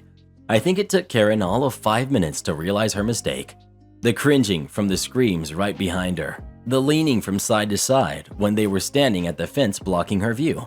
The 6-year-old happily swinging his feet back and forth, oblivious he was repeatedly kicking the back of her seat. Karen was getting audibly and visibly annoyed from it all, and kept giving me dirty looks as if to say, control your kids, where I'd just shrug and look at my husband and say, I tried to tell her. One by one, those in Karen's group started to leave, but Karen held on the longest and still only made it about half an hour before she decided she couldn't take it anymore and left. Now, I'm not a complete monster. I made sure my kids didn't bump or bother the elderly lady, and I even asked Karen to move her purse she had put behind her before it got stepped on, but even that was met with a scoff. Maybe next time, though, Karen will think twice before stealing seats from kids because she might get more than she bargained for by inviting us to squeeze in behind her. Subway malicious compliance costs franchise owners more than our $7 an hour minimum wage. About 15 years ago, I was in high school and started working at a new Subway in my town. This was right when the decor changed from an NYC Subway map to the vegetables and crap all over the walls. The owners were very adamant that we only got paid for our schedule and not for the actual time we worked. I didn't think much of it because I never really had a job before. It was after my first few shifts that I realized this was BS. I'd get paid for working 5 to 8, but I'd have to stay until almost 9 because the dinner rush was rough and prep needed to get done. After a few pay periods, we high school employees raised the question with the owners and told them our time slips didn't match our paychecks. They said, we know that we only got paid for our schedule and not total hours worked. At the time, a buddy was dating a girl whose mom worked for a state DOL. He brought up the issue with his girlfriend's mom and got an investigation started. The problem with the state labor department is that investigations were announced ahead of time. They were notified that the state was interested in pay discrepancies and were going to review payroll and compare it to the time clock records, but those gears ground slowly. Before the hammer fell, we had a new policy quickly implemented that said we were only allowed to work the hours we were scheduled and not a minute more. Cool, glad that's in writing. Things went okay for the first few weeks, with only occasional managerial grumblings about having to work more now that we left at our time on the dot. Then our city hosted a travel baseball tournament at a park about a mile from our store. You can probably see where this is going. We get busloads of people in our little shopping complex and a line out the door when my shift ends at 1. Deuces, guys. The manager/owner's son is in his office watching The Matrix when I go and clock out. He gets all upset about the line and says I have to stay and help. I asked if I'd get paid for the extra time. He said, "You only get paid for your scheduled time," and trailed off. He knew he was done for. He didn't have the ability to authorize more payroll expenses without also calling his management into question. Sorry. As I'm walking out of the front, we weren't allowed to park in the back near the door. We had to park in Gen Pop parking and walked out the front door. He starts following me out and shouting in front of the customers. He fired me on the spot and demanded back my Subway shirts. No, you took $15 per shirt out of my first paycheck. They're mine. He followed me out into the parking lot, yelling at me until I drove off. The line was still there when I pulled out. I found out later that afternoon that 2 other people quit after their shifts ended because the job was crap, the pay was crap, and the stress was boundless. The absentee owners eventually called each of us and asked us to come back. One of us did. I didn't. My other friend didn't either. I actually got a job at a different Subway that was a piece of cake compared to the job I got fired from. All of the employees eventually got their back pay after the Labor Department investigation dust settled. They settled with the state to pay everyone 300% of their missing wages and had to pay for annual audits for 5 years to ensure they weren't breaking the law again. It got so bad that Subway's parent company, Doctors Associates, sent a team down to get the owners into compliance with state and federal labor laws. All this because they didn't want to pay us our minimum wage for the extra half hour or so per day. The scammers are getting creative. Greetings from the Hotel Night Audit, fellow adventurers. Tonight, my constant delivery scammers tried something new, and I was almost impressed. As usual, I got the 1:30 a.m. phone call from a number with way too many digits speaking in Spanish. They always start this way. We move on to me telling them I don't speak Spanish and there's nobody here that does. After a few rounds of this, they usually just hang up. But tonight, they moved on to script number 2. Scammer. Well, that's okay. I actually speak English. I hang up. I know every word of their script by now. This isn't my first rodeo. I can't fathom why they keep trying my hotel.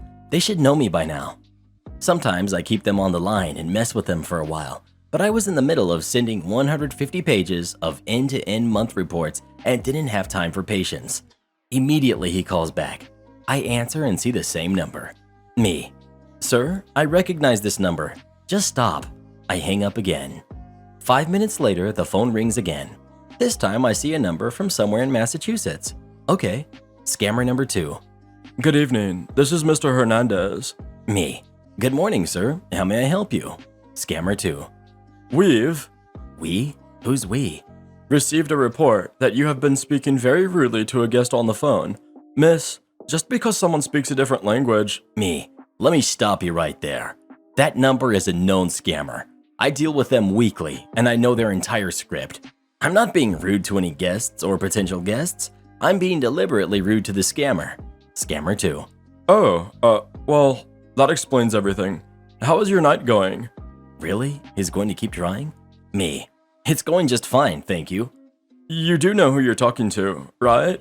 Me. I know you said your name is Mr. Hernandez. Other than that, no, you haven't given me any information. Right. Bill Hernandez, your general manager. Note, both of my managers are white women with no hint of an accent. My corporate office is in India, and nobody would ever be speaking with a Spanish accent. At this point, I just burst out laughing and say, Sir, you are definitely not my general manager, and I hang up again. Points for creativity, many negative points for poor execution. I love my job. Am I the jerk for telling my roommate that her weak arm strength is not an excuse to leave dishes soaking for multiple days? I, 36, female, inherited a 3-bedroom house when I was in my early 20s. In the beginning, I mostly just rented out to friends and coworkers and have always charged well below the general going rate for apartments in my area. I charge enough to cover fees, upkeep, etc. In exchange, I have some odd rules that are in the rental agreement. Also, because I live in the house too, Any pets have to get along with my cat. Never been an issue. Friends can come over, but overnight guests have to be approved. And that just means let me know how long they're staying ahead of time. And the big ones, the kitchen needs to be kept clean. Dishes don't sit out overnight. You clean your mess that day, barring emergencies or something. Basically, I never want to walk into my kitchen in the morning to make my coffee and find a mess. Jenny has been living here 6 months. She's the sister of one of my former tenants. But about 2 months ago, Jenny started getting into cooking more than she normally would. She started leaving dishes overnight to soak and would wake up early in the morning and give me a sheepish smile and say, "Oh, I just don't have the arm strength to clean these right after. They have to soak." I let her know once or twice was fine, but please don't make a habit out of it. Fast forward to about a week ago, she made a roast chicken and sides, left the dirty dishes all over the kitchen. She went to work the next morning, leaving everything to soak. Meanwhile, I had no space to make my breakfast and there was an overall unpleasant odor. When she got back, she went to her room to wash up and she was about to leave again for something, and I asked her when she was going to clean the kitchen. She just stood there awkwardly and said, well, I mean I have plans, so I was going to do it tomorrow. They have to soak. It's too hard." She gave me an exaggerated pout. I told her that they had already soaked and she needed to clean them.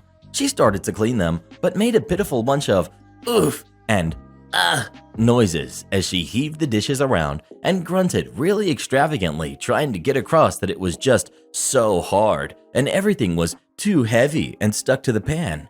I got tired of the theatrics and told her that her weak upper body strength isn't an excuse to be a slob and that she either commits to cleaning her dishes the night she dirties them, as agreed, or she can move out and go slob up someone else's house. She started crying and stormed off, leaving all the dishes. She sent me a text saying that she's afraid of me now and that she doesn't feel safe living there because my absolutely crazy rules. She started calling people on her social media about it and telling people that I'm a mean old jerk and that it's absolutely insane she's expected to clean her dishes that night and how I mocked her weakness. I've never had an issue like this before with a roommate/tenant, but it's honestly making me think it'll be my last one. Am I the jerk? Am I the jerk for telling my boyfriend that if he doesn't go to work, he's no longer using anything of mine, including my car and Wi-Fi? 28 female and 29 male. Been together for like 4 years, I think. I love this guy to death, but when I say he's lazy, that is seriously a huge understatement and doesn't even shed an ounce of light on the actual problem. He's also a gaming junkie, like the worst of their kind. For example, when a game is being released, he waits up until midnight to purchase the game, no matter how expensive, and will binge on it for weeks straight while hardly sleeping. During this time, you'll be lucky to get as much as a hello out of him without him getting upset for you disrupting him, but still expects people to literally cater to his every need so that he doesn't have to get up to do anything. I don't entertain this because I'm not his mother. Anyways, a year and a half ago, I had to give him an ultimatum. You either get a job and start supporting yourself, or you can leave and go mooch off someone else. He chose to get a job. Lasted a month before he quit. Found another job 2 months later, lasted 2 weeks and quit. He was unemployed for 11 months when he finally landed this job in September. Assassin's Creed was just released, 2 weeks ago? And he started calling out every single day. Started staying up until 4 a.m. playing this game, would sleep until 8 to 10 a.m. and then be right back at it while asking me to cook and cater to him. Yesterday, I unplugged and hid his Xbox. I knew he was going to call out and jump on his game. As I suspected, that's exactly what he tried doing. He picked a fight with me, said he hated working, and I was forcing him to waste away his life. Claimed he was depressed, though that's the worst I've heard of it. He then tells me to get off my lazy butt and do something for once. I told him to leave. He takes my car because his is on its last leg. His words. He's not in work clothes, so I know he wasn't going to work. I texted him and said, if you aren't going to work, bring my car back. And if you plan on flaking on this job like the rest of them, you will not be using my car or my internet. Make your choice. He texted back saying, you trying to mother me all the time is a turnoff. You holding things against me all the time also makes you a jerk. Am I the jerk? My Karen girlfriend is jealous that I'm taking my best friend on an extravagant date instead of her. I, 40 male, grew up in the foster care system and aged out, as did my best friend, who's 38 female. We were in a home together in our teens and stayed in contact. The bond I have with her is like nothing I have ever had, but there is no romance here, no matter how many people in our lives have pushed it. That said, we both bought condos in the same building. She is happily married, and her husband and I are good friends. He is deathly allergic to shellfish, to the point that my friend won't eat it herself because she's worried that she will set off a reaction even though she loves it. Her husband travels a few times a year, and he always asks me to take her out and give her crabs or lobster, whatever she wants. He is out of town this next week, and I got us reservations at a really nice seafood restaurant. There's also a musical in town I know she wants to see, so I got us tickets, and I got us a hotel room with 2 beds at a nice hotel. We will check out some museums and do a wine tasting the following day. All in all, this will probably be a $1,500 weekend, but we haven't gotten to do this since lockdown started. If she was my blood sister, no one would care, but she isn't, and my girlfriend of 6 months is ticked. She says I must want something with her to throw this kind of money at her, but I just really like treating her. I am where I am in life because of her support and love and belief in me. She has always been my #1 cheerleader and always believes in me, even when I don't believe in myself. We have also helped each other financially over the years. I do understand that getting a hotel room with a woman looks suspicious, but she in my eyes is a sister and the only family I have. Her husband knows and encourages it. We all interact regularly and he gets our relationship. I haven't even been dating this woman a year. My best friend and I have known each other for over 20 years. I don't think it's reasonable for her to expect big, expensive dates at this point. She's mad that I'm spending so much on taking another woman on an extravagant weekend and not her. Am I the jerk? Well, who do you think is the jerk? OP or his girlfriend? Please let us know. If Reddit boy ever tried pulling a stunt like this, he'd be in a coma. My entitled mother showed her real self, and now no one loves her anymore. Now, you all know from my last post that my mother tried to act like she's in charge of my life and also acted like my house was hers to give away.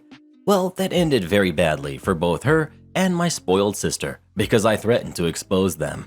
And that whole incident inspired me to get cameras for my house inside and outside. My dad was old school. He didn't care for cameras at home. Heck, he didn't even care for TV, save some occasional movie. He mostly enjoyed his scotch with a cigarette and a good book. But now I own this house, and cameras were a very needed upgrade. And just in case, my girlfriend and I didn't tell anybody outside of our close friend circle about them.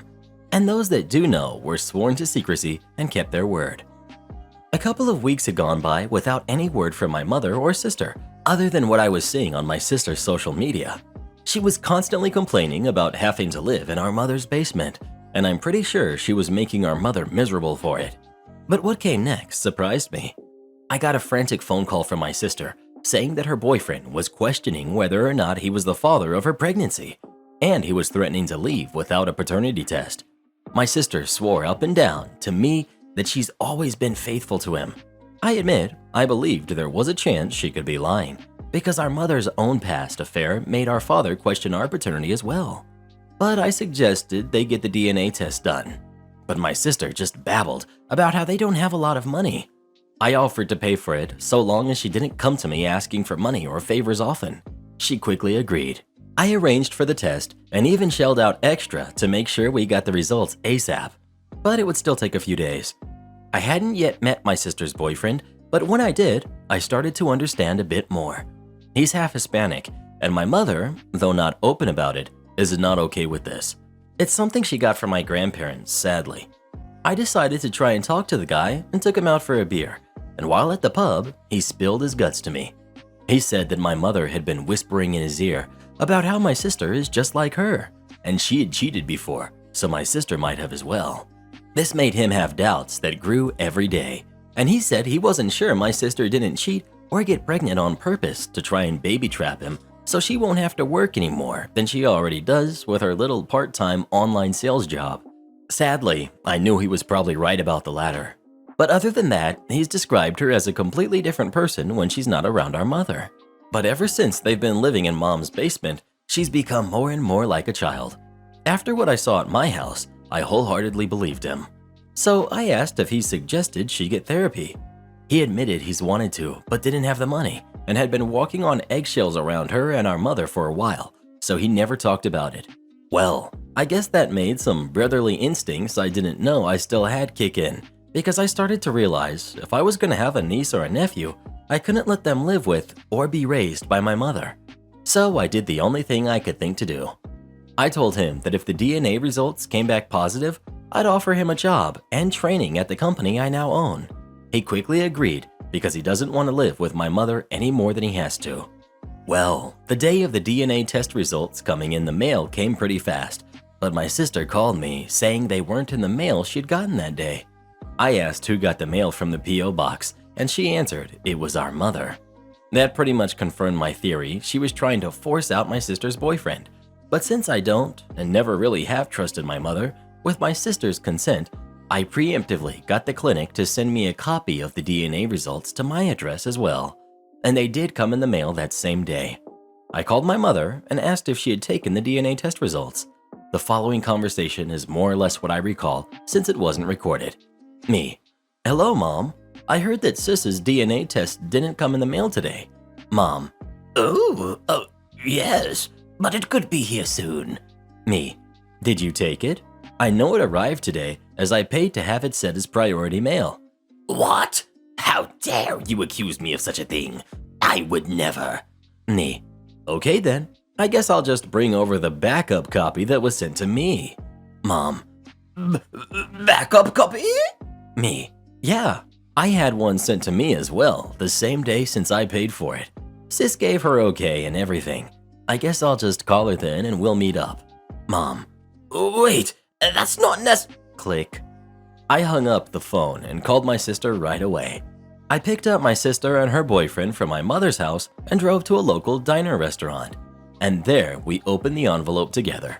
Sure enough, the test results were positive. My sister's boyfriend was so happy that he actually asked her if she would marry him, and she said yes, like a half dozen times. The little vindictive part of me was just waiting to see my mother's face when she got the news. But what happened next honestly shocked me. When I took my sister back home, her and boyfriend's stuff was in the process of being put out onto the lawn by a few men we didn't recognize. My sister froze with a look on her face I'd never seen before. Our mother came huffing outside in a rage while holding the DNA test results she claimed never arrived and began verbally losing it on my sister. How could you make a baby with him? I thought your dating him was just a stupid phase, but now you're gonna have a baby and marry him? I would have been sort of okay with having his little jerk around if you weren't raising it in my home and he wasn't around anymore. Sister: But Mommy, No buts, young lady. I demand you not have that baby or leave my house at once. Then she turned to me while snapping her fingers and said, And you. I hope you're proud of yourself.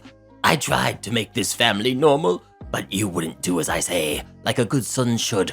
And now all of my plans are ruined. You're all a bunch of blanks. Meanwhile, my sister was on her knees in the grass and holding her belly crying. I can't. My mother then actually grabbed her and was poised ready to take a swing at her. But one good glare from me and she froze in place and then rigidly lowered her arm. So she just let out a loud growl and stormed back into her house screaming, She's your problem now, Craggle. I no longer have any kids. That night, I put up my sister and her boyfriend in a hotel until a friend of my lawyer that works in real estate helped arrange an apartment for them ASAP. And like I promised, I gave my sister's boyfriend a job. He's new and pretty much starting at the bottom rung, but he's a quick learner. It'll take a while, but I'll get him into a good position, and he's very happy to work for me. My sister is now in therapy, paid for by my company's insurance, and has already started to act more mature than I've ever seen her. She stopped referring to our mother as Mommy and has even started talking about her the way I do. She came to me recently and said she's working harder now and told me I was right about her being a spoiled mooch, and she's gonna work hard to be a good mother and a provider for her kid. Her therapist seems to really be doing a great job. As for my mother, well, she actually drove up to my house in broad daylight when no one was home and broke several of my front windows with large rocks she had in a metal bucket. And the rocks had bad words written all over them. But thanks to those cameras I put in, she was caught pretty easily.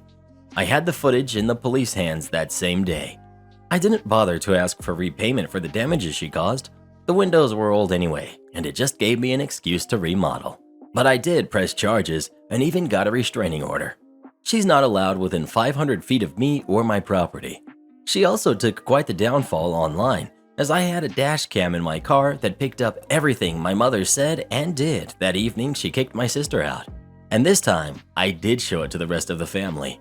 And my sister also told pretty much the same story on her Facebook that pretty much destroyed my mother's remaining image to her side of the family. So she's not really speaking much to any of them anymore. My mother didn't lose her job or anything because I didn't go that far. She's not set to retire for another decade or so, but some of her more petty relatives started submitting fake bad reviews for her Airbnb, and now she's probably losing customers. I've heard from one of the few relatives she's still talking to that she's pretty much depressed and looks like a shell of her former self now. Edit. Thank you all for the awards, kind strangers. I thank you from the bottom of my heart, and my sister does as well. Try to stiff me? Get a mechanic's lien. Hello. Per Pro Revenge, I will be using fake names for this story that happened to me about 7 years ago. The job. I was starting my side business doing IT work for businesses and had some successful jobs for a few companies. I found word of mouth was the best way to gain new clients because entrepreneurs tend to network with other business owners. Tony was one such client who had heard I had done some work for a client and called to see if I could help. His company's needs were to stop using a semi-accounting service that they had been paying a percentage of their profit to process payments, purchase orders, and billings and receivables. He brought in an accountant to work a new product, pretty well known. They wanted a server to be accessible remotely and had already paid their ISP for a static IP for the server, but needed the actual server, redundancy UPS, and firewall device. I explained that for the product they had, we could probably set up a workstation and not a server, and it would run approximately $3,500 total, and that would be easy. But no, the owner wanted a full-blown server system with all the bells and whistles. He explained that he would likely be using the server for a CRM and a few other systems later on. The setup. Overall, the entire cost for the system would be $8,000, not including a few other services that needed annual billing. VPN, remote service. Equipment cost was $7,500. My labor charge was $500. UPS was $1,500. Server was $3,800. And refurbed firewall, Cisco ASA, with programming by a third-party specialist was $1,800. And a spare rack was $400. I got my contract signed, put an order with my distributor. I have Net45 set up with them, and the firewall specialist, and got to work 1.5 weeks later when the firewall came in last. I finished the job on a single weekend and got everything up and going after a call to the ISP, whom did not like the firewall appliance I installed. For some reason, they had to tweak things on their end and finally allowed the traffic to go through once more. I confirmed function with the owner, who verbally approved and was happy. The jerk move. I sent my invoice promptly on Monday. Left it as in, they had 1 week to pay. When I saw no reply or payment after 4 days, I messaged Tony and asked if they had received my invoice. To my surprise, he replied that the server was not working and proceeded to call me and tell me that the whole thing was a waste of money and I should have never done the job. I of course apologized and informed him I would be on the way to fix whatever the problem was. When I got there, they refused to let me in to see the server, claiming they had someone coming over to fix my mishaps. At that point, I informed them they still needed to pay for the equipment, and we could maybe discuss my labor after I figure out what's going on. Tony refused to let me in and was pretty upset. The advice. At this time, I was pretty upset. 2.5 weeks had passed since I ordered my equipment, and my distributor was needing to get paid within 45 days. I was getting very nervous and was thinking of taking it to small claims court until talking with a friend who informed me I could pull a mechanic's lien. I informed him this was for IT, and he stated that mechanic's lien where I live can actually be pulled on various industries, and IT was one of them. So I started the process to fill out and file a mechanic's lien on Tony's company. Much to my surprise, there was no court date. All I needed to do was provide considerable proof to clerks and later to the constable. The revenge. After filling out the mechanic's lien and serving him notice, I once again gave him the opportunity to pay the $8,000 he owed. By this time, I had spoken with my distributor, and he switched my account from net 45 to net 90. He refused via phone call and got him on text. I took the information I had and went to the local constables, whom, after seeing the mechanic's lien and proof, set up an appointment to meet me at the place of business to take back my server, UPS, and firewall. I went in on Tuesday, which I had learned was the day the accountant came in to start the week. Constable and I arrived at 7:30 a.m., right on opening time. At first, they refused entry until Tony came by and was informed I was enforcing my mechanic's lien and would be taking back my equipment. He immediately got riled up and claimed I could not take the equipment because a new person had replaced it all. The constable asked if I had serial numbers and models for the equipment, which I did. We go in and find my server, UPS, and firewall all in the exact same way I left it. The server showed it had been online for the entire time. No real changes were noticed, and as far as I could tell, no one had worked on it. Tony began to chuckle when I shut the server down and says, "How are you going to take the system when it's bolted to the ground? Bet you didn't think about that, you idiot." He did not realize that rack-mounted equipment is not permanently attached to the mount. I guess he thought he had me beat because it was all one system that you cannot take apart and not something that was put together. His jaw dropped the moment I removed the server and loaded it into the cart after removing a couple of bolts. He started panicking and started telling the constable that he would sue him if he didn't stop me. The constable simply stayed calm and ignored the owner. I guess after a bit, he informed Tony that he needed to get out of his face and step back, but when Tony refused to back down, the constable undid his holster's safety harness and put his hand on his firearm. Tony's face was exquisite, full of fear and eventually a dawning sensation that this was going to happen one way or another. At first, I did not understand why he was so riled up and now had a panicked face like his world just collapsed until a bit later. I wrapped up my server, UPS, and firewall and left the rack. True to Tony's word, undoing the bolts proved difficult to impossible with the tools I had, so I told Tony he could keep it for the new server he tries to set up. It didn't take more than 2 hours before I got a call from him stating that he had talked to his attorney and he would be suing me for damages and I would be going to jail for trespassing. I informed him he did not pay for the equipment, his equipment was repoed, thus there was nothing to sue for. As far as trespassing, I was servicing a mechanic's lien with a law enforcement officer, thus it is not trespassing. He then starts hemming and hawing about how he needs to bill clients because he hasn't had revenue in a week, but his accountant can't do anything because she has no access to the accounting software and they have no copies. I informed him it was not my problem.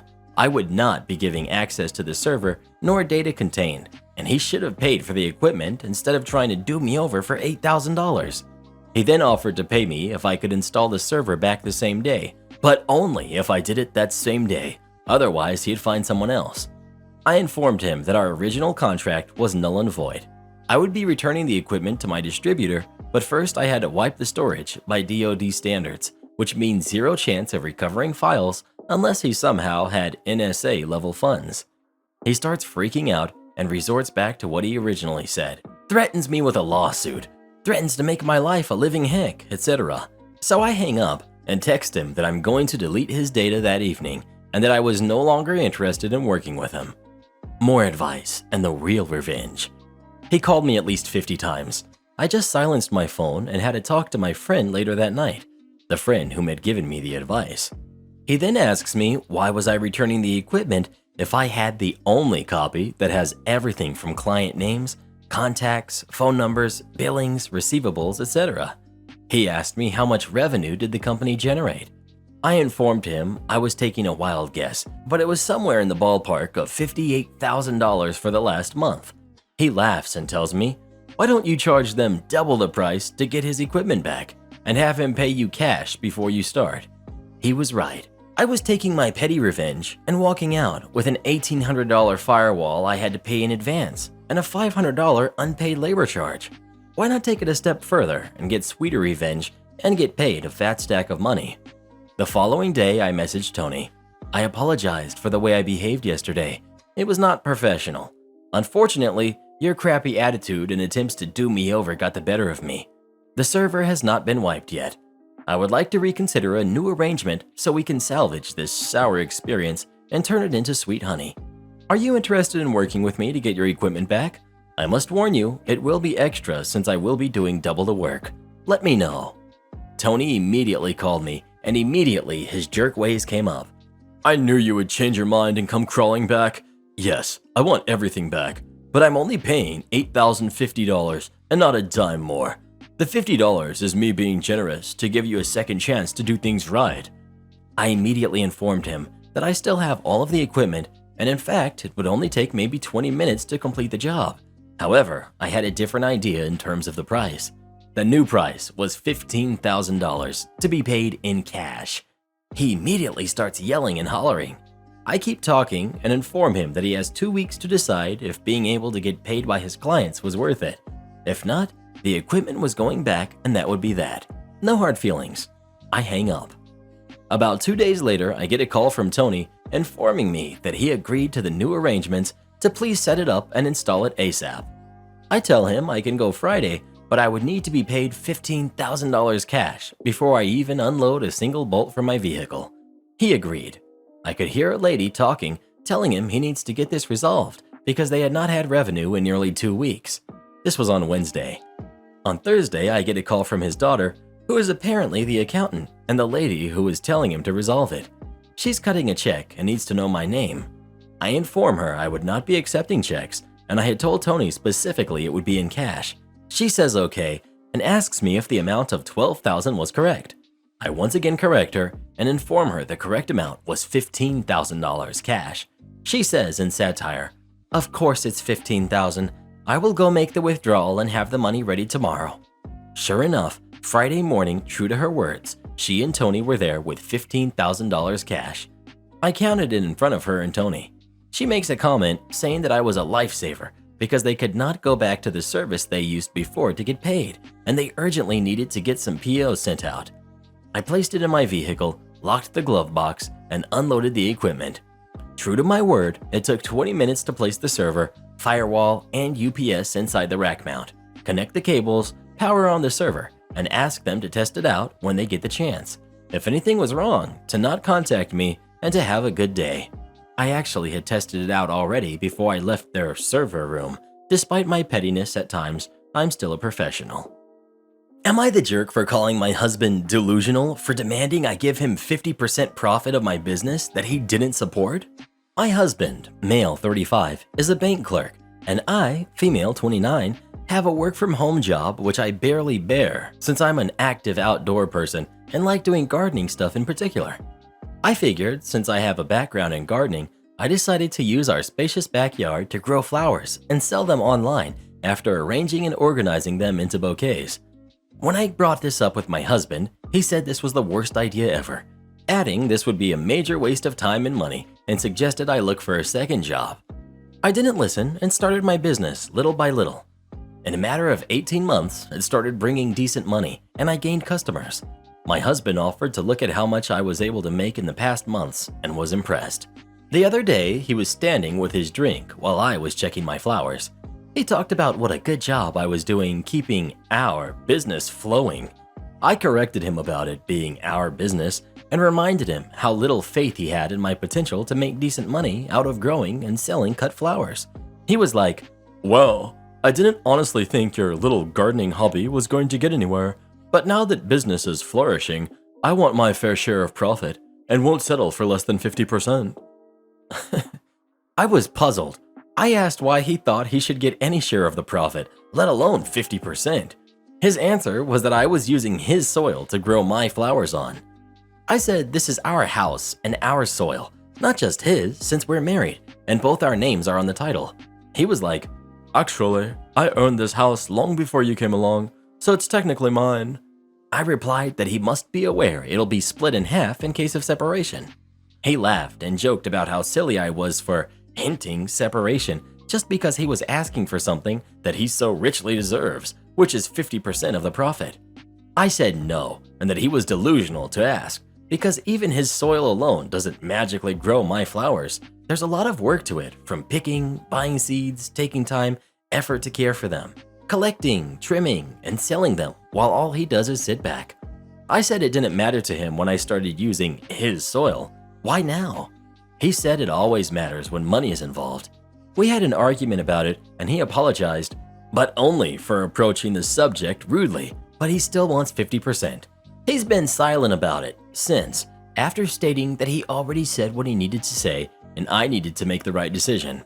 Am I the jerk? Edit. To clarify, my husband and I both have our own salaries. We contribute equally towards expenses. It's his idea since he had a divorce before.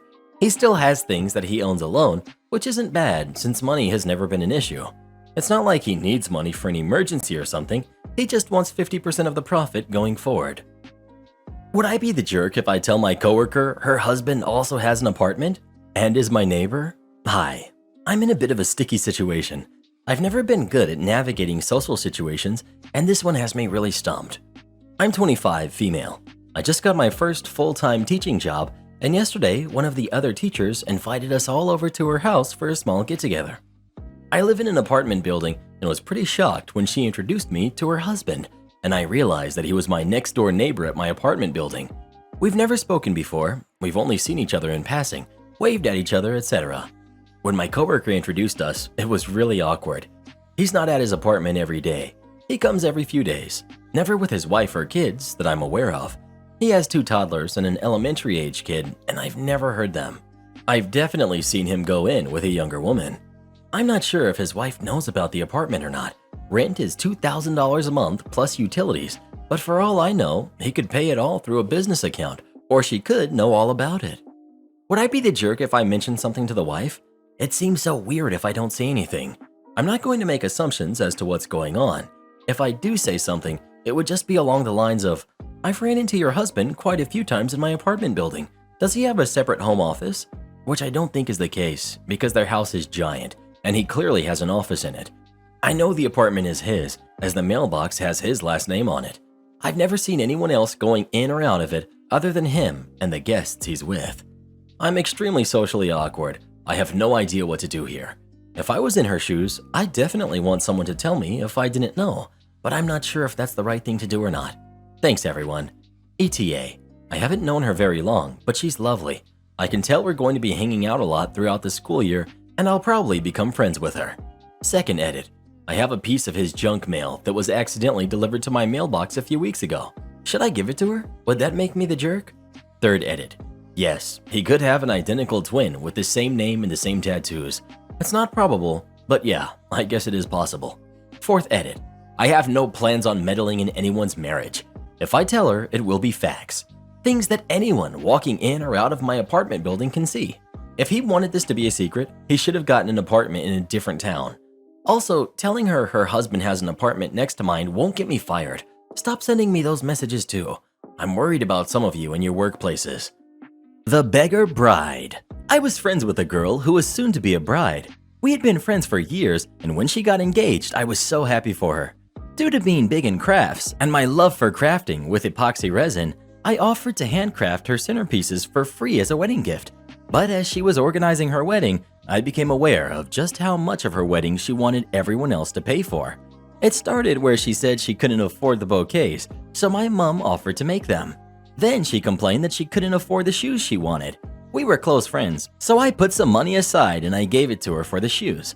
Shortly afterwards, she bought a rabbit and hutch, so I quizzed her about it and it was totally dismissed by her.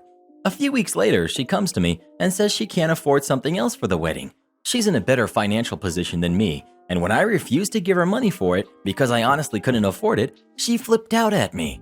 It kept happening, and the more I refused to give her money or buy stuff for the wedding, the more she would flip out at me. Then, one day, she calls me out of the blue and is distraught because she can't afford something for her wedding. Again. And I told her I couldn't afford to pay for it and that my son needed new clothes. And she said to me, "Your son can go without. This is my wedding." My son is growing and was in need of new clothes. No way was I making him go without for her wedding. After that, it was her bachelorette, which she had a go at me for because I hadn't paid for the entire party. After all of the money I'd put into her wedding, there was no way in heck that I could afford her party as well, and I kept telling her this. I asked her if we could put off her party so that I'd be in a better financial position for it, but she refused, telling me to take the money out of my savings. I stopped hearing from her after that, and a few months later, she accuses me of being a terrible friend and said that she couldn't be friends with someone like me. We haven't spoken since, but I've put in about $50,000 to $1,000 into her wedding and bachelorette party because I wanted her to have an amazing day, and she kept saying she couldn't afford stuff. She hasn't spoken to me since, and honestly, I couldn't care less, but I thought I'd share this story. Being a shy and overly nice person meant that every time she said she couldn't afford something, I'd try to help until I started seeing that the money she could have been spending on her wedding, she was using to go on holiday or purchase pets or buy herself nice things she didn't need. When I stopped, she dropped me as a friend and told everyone I was a horrible friend that used her. I'm glad she's gone from my life though, as the stress she kept putting me under for her wedding was really starting to get to me, and there were even a few other things she did, non-wedding related, that really put me in a bad place. But her entire attitude was so entitled. Last I heard, she had someone making her wedding cake for free, had convinced one of her family members to buy her wedding dress, had someone make her bespoke shoes because she didn't like her old ones anymore and had got them to do it for free, had arranged for someone else to pay for her makeup and hair, etc., and had someone else pay my mom the small fee, $50, which was a fraction of what the materials cost to make them all, for her flowers out of their own wedding budget. I've actually wondered what part of the wedding she's actually paying for by this point. Karen feels entitled to my house because she's a doctor. I kick her out. I'm 26, female, and my sister, who's 35, lost her home due to her husband gambling. They practically lost everything and were forced to eviction. Our parents had always preferred my sister way more. She's the perfect child, perfect husband, perfect house, perfect career. She's a doctor, and thus she came to me for help. She cried and begged me to please let her stay here with me and to not tell anything to our parents until she was divorced. I did, because I know how mean they can be. My boyfriend and I own a 2-bedroom apartment. The guest room that's rather small, and our room that's a lot bigger, and it has an en-suite bathroom with a bathtub. This is important. My boyfriend is currently staying with his parents in Texas, so I have the whole house to myself. We talked about it, and we agreed to let my sister use the guest room and pay minimum rent for a few months. Everything was fine at first, until a few weeks ago when we had some problems with the bathroom my sister uses and she had to use mine. When she found out I had a bathtub, she was thrilled. She asked why I didn't say anything before, and I told her because it was my personal bathroom and I didn't need to. The problem got fixed in 2 days, but every once in a while she asks to use the bathtub. I said yes a few times until she just stopped asking and began to go into my bath every time she wanted. She then tried to leave her products in there until one day I found her sleeping in my bed. I woke her up and told her to get out, but she said that it wasn't fair that I had the better room with the better bath and everything, that she was a doctor and deserved the room way more, and the best thing was to move to the small room and let her have the big one. I was mad. I couldn't believe that she was in my house trying to rule me. I told her that this wasn't just my house, but my boyfriend's too, and that she had to get her things and leave. She said I was overreacting, and I told her that yes, sure, but I know how things usually are, and I don't plan to have it her way. She said that she didn't have anywhere else to go, and I told her, too bad. She had to come clean to my parents and is currently staying there. They're mad at me for kicking her out and forcing her to embarrass herself in front of them, and that I owe her my house for free as long as she wants. Entitled uncle complains about Halloween makeup. Dad kicks him out. Backstory. At the time of this story, I, 19, female, lived in a house with my 5 siblings, my parents, grandparents, uncle, and his twin sons. My siblings and I shared a room. My parents had a room, and my grandparents had the back room. My uncle and his kids lived in the backyard in a tent. The reason they lived in the backyard is because my uncle used to treat my parents like it was his house and would criticize how we would clean. When my parents told him that it was their house and not his, he bought a tent and refused to come back in. My siblings and I do not get along with our uncle because he had always disrespected us and called us names. His kids were no better. They would constantly be telling us that we need to stop doing boy things. My siblings and I would also have to keep all of our valuables close because our cousins were known thieves. At this time, I had been experimenting with special effects makeup and liquid latex. This story takes place 3 days before Halloween and on Halloween. Characters. We've got me. We've got my 4 siblings. We've got cousin 1, cousin 2. We've got Uncle G and Dad. Story time. I had just started working on a makeup look in my bedroom when Cousin One walked in on his phone looking around. I ignored him and hoped he'd walk away and just leave me alone without any confrontation. Of course, that was too much to ask. After hanging up the phone, he walked up to me and just stared. Cousin One. OP, no boy will ever want you if you keep wearing makeup and dressing like that. I just nodded without looking up from my mirror. I know he hated when he couldn't get a rise out of me, but I didn't want to give him that satisfaction. Cousin One. OP, I'm talking to you. I'll tell your dad that you're being rude to me and you'll get in trouble. See, I knew he was lying. He wasn't supposed to be in my room when nobody was home. If my dad knew that he was in the room, the boys and my uncle would be locked out of the house. He then started to tap my mirror while I was doing my contour. At this point, I was getting really angry and irritated. I decided to finally answer him. What do you want? Quit ignoring me. No man wants a girl so obsessed with her makeup. You need to get rid of it. He walked up to my desk and started grabbing my stuff. I don't use most because they were colors I didn't like to use. But then he grabbed all of my eyeliners, so I got up and grabbed the makeup out of his hands and put it back where it belonged. No, I don't think so. Leave my stuff alone. Get out of my room. I wear makeup because I like it. You're ugly with or without it anyway. No one will ever like you. You don't even have talent. Your makeup looks horrible. He hissed out with a smile. With that, I felt my ears get hot and I pushed him out of the room. If I had a door, I would have slammed it. I'll admit, I may have pushed him a little bit rougher than I meant to, but I was angry. I always got comments about my makeup because I have a more alternative style and I like bold colors. I told my sisters about everything that happened and they just told me that he was a jerk and they all loved my makeup. They also had asked me if I was still willing to do their makeup for their Halloween costumes. Of course, I said yes. Halloween arrived and I began doing the girls' makeup while my cousins sat and watched. Two of them asked for lots of liquid latex and fake blood. Seeing as they were doing zombies, it was perfect. Of course they'd want to be something that a boy should be. I bet that's why you cut your hair, commented Cousin 2, making Cousin 1 laugh out loud and my sisters look sad. I saw my sisters start to pick at the liquid latex and they were trying to get it off. Me. Hey girls, don't forget that y'all are gonna be the scariest looking zombies ever. Y'all better act like it. Tell you what, you can take 2 of my black shirts and tear them up for your costume. Sound good? When I mentioned my black t-shirts, they got really happy and ran to my closet. I turned my head immediately towards my cousins and just snapped.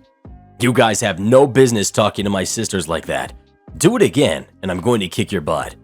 Before they could say anything, my sisters ran back in with some shirts and scissors. While they were tearing up the shirts, I started on my youngest sibling, who asked me to make her a rainbow skeleton. The cousins were silent while I did her face.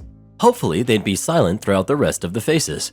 The last sibling asked me to do a Guy F mask.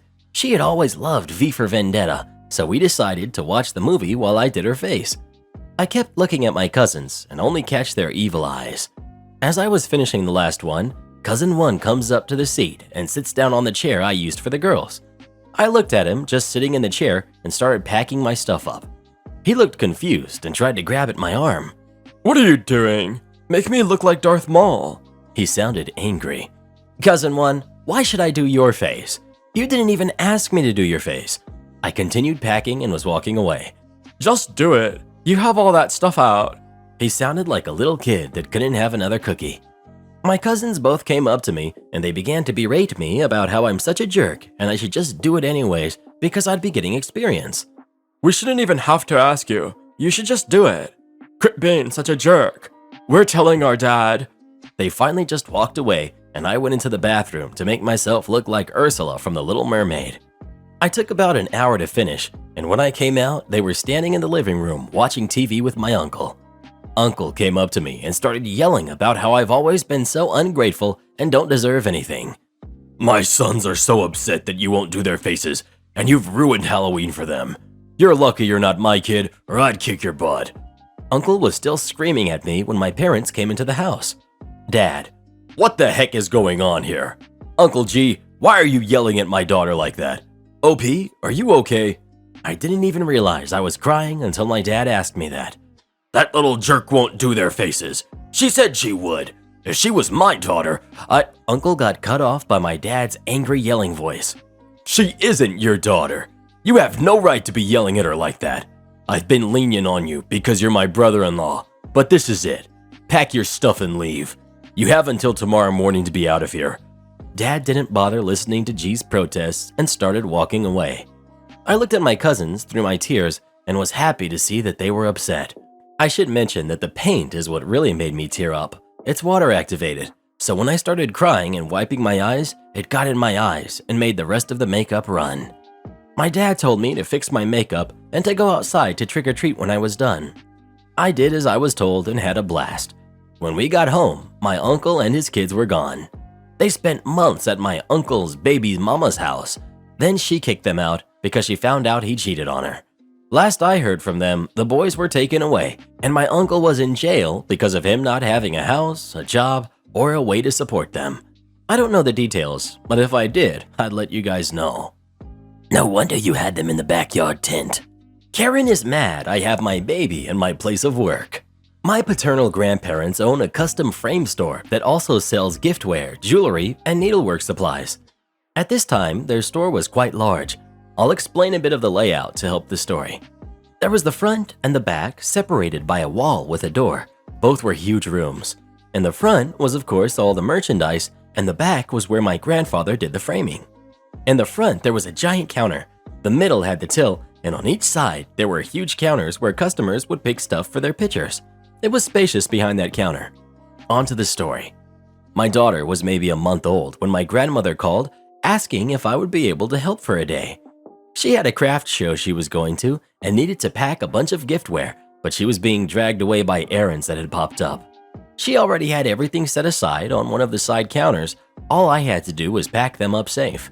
I wouldn't have to deal with any customers or other store stuff, just packing giftware.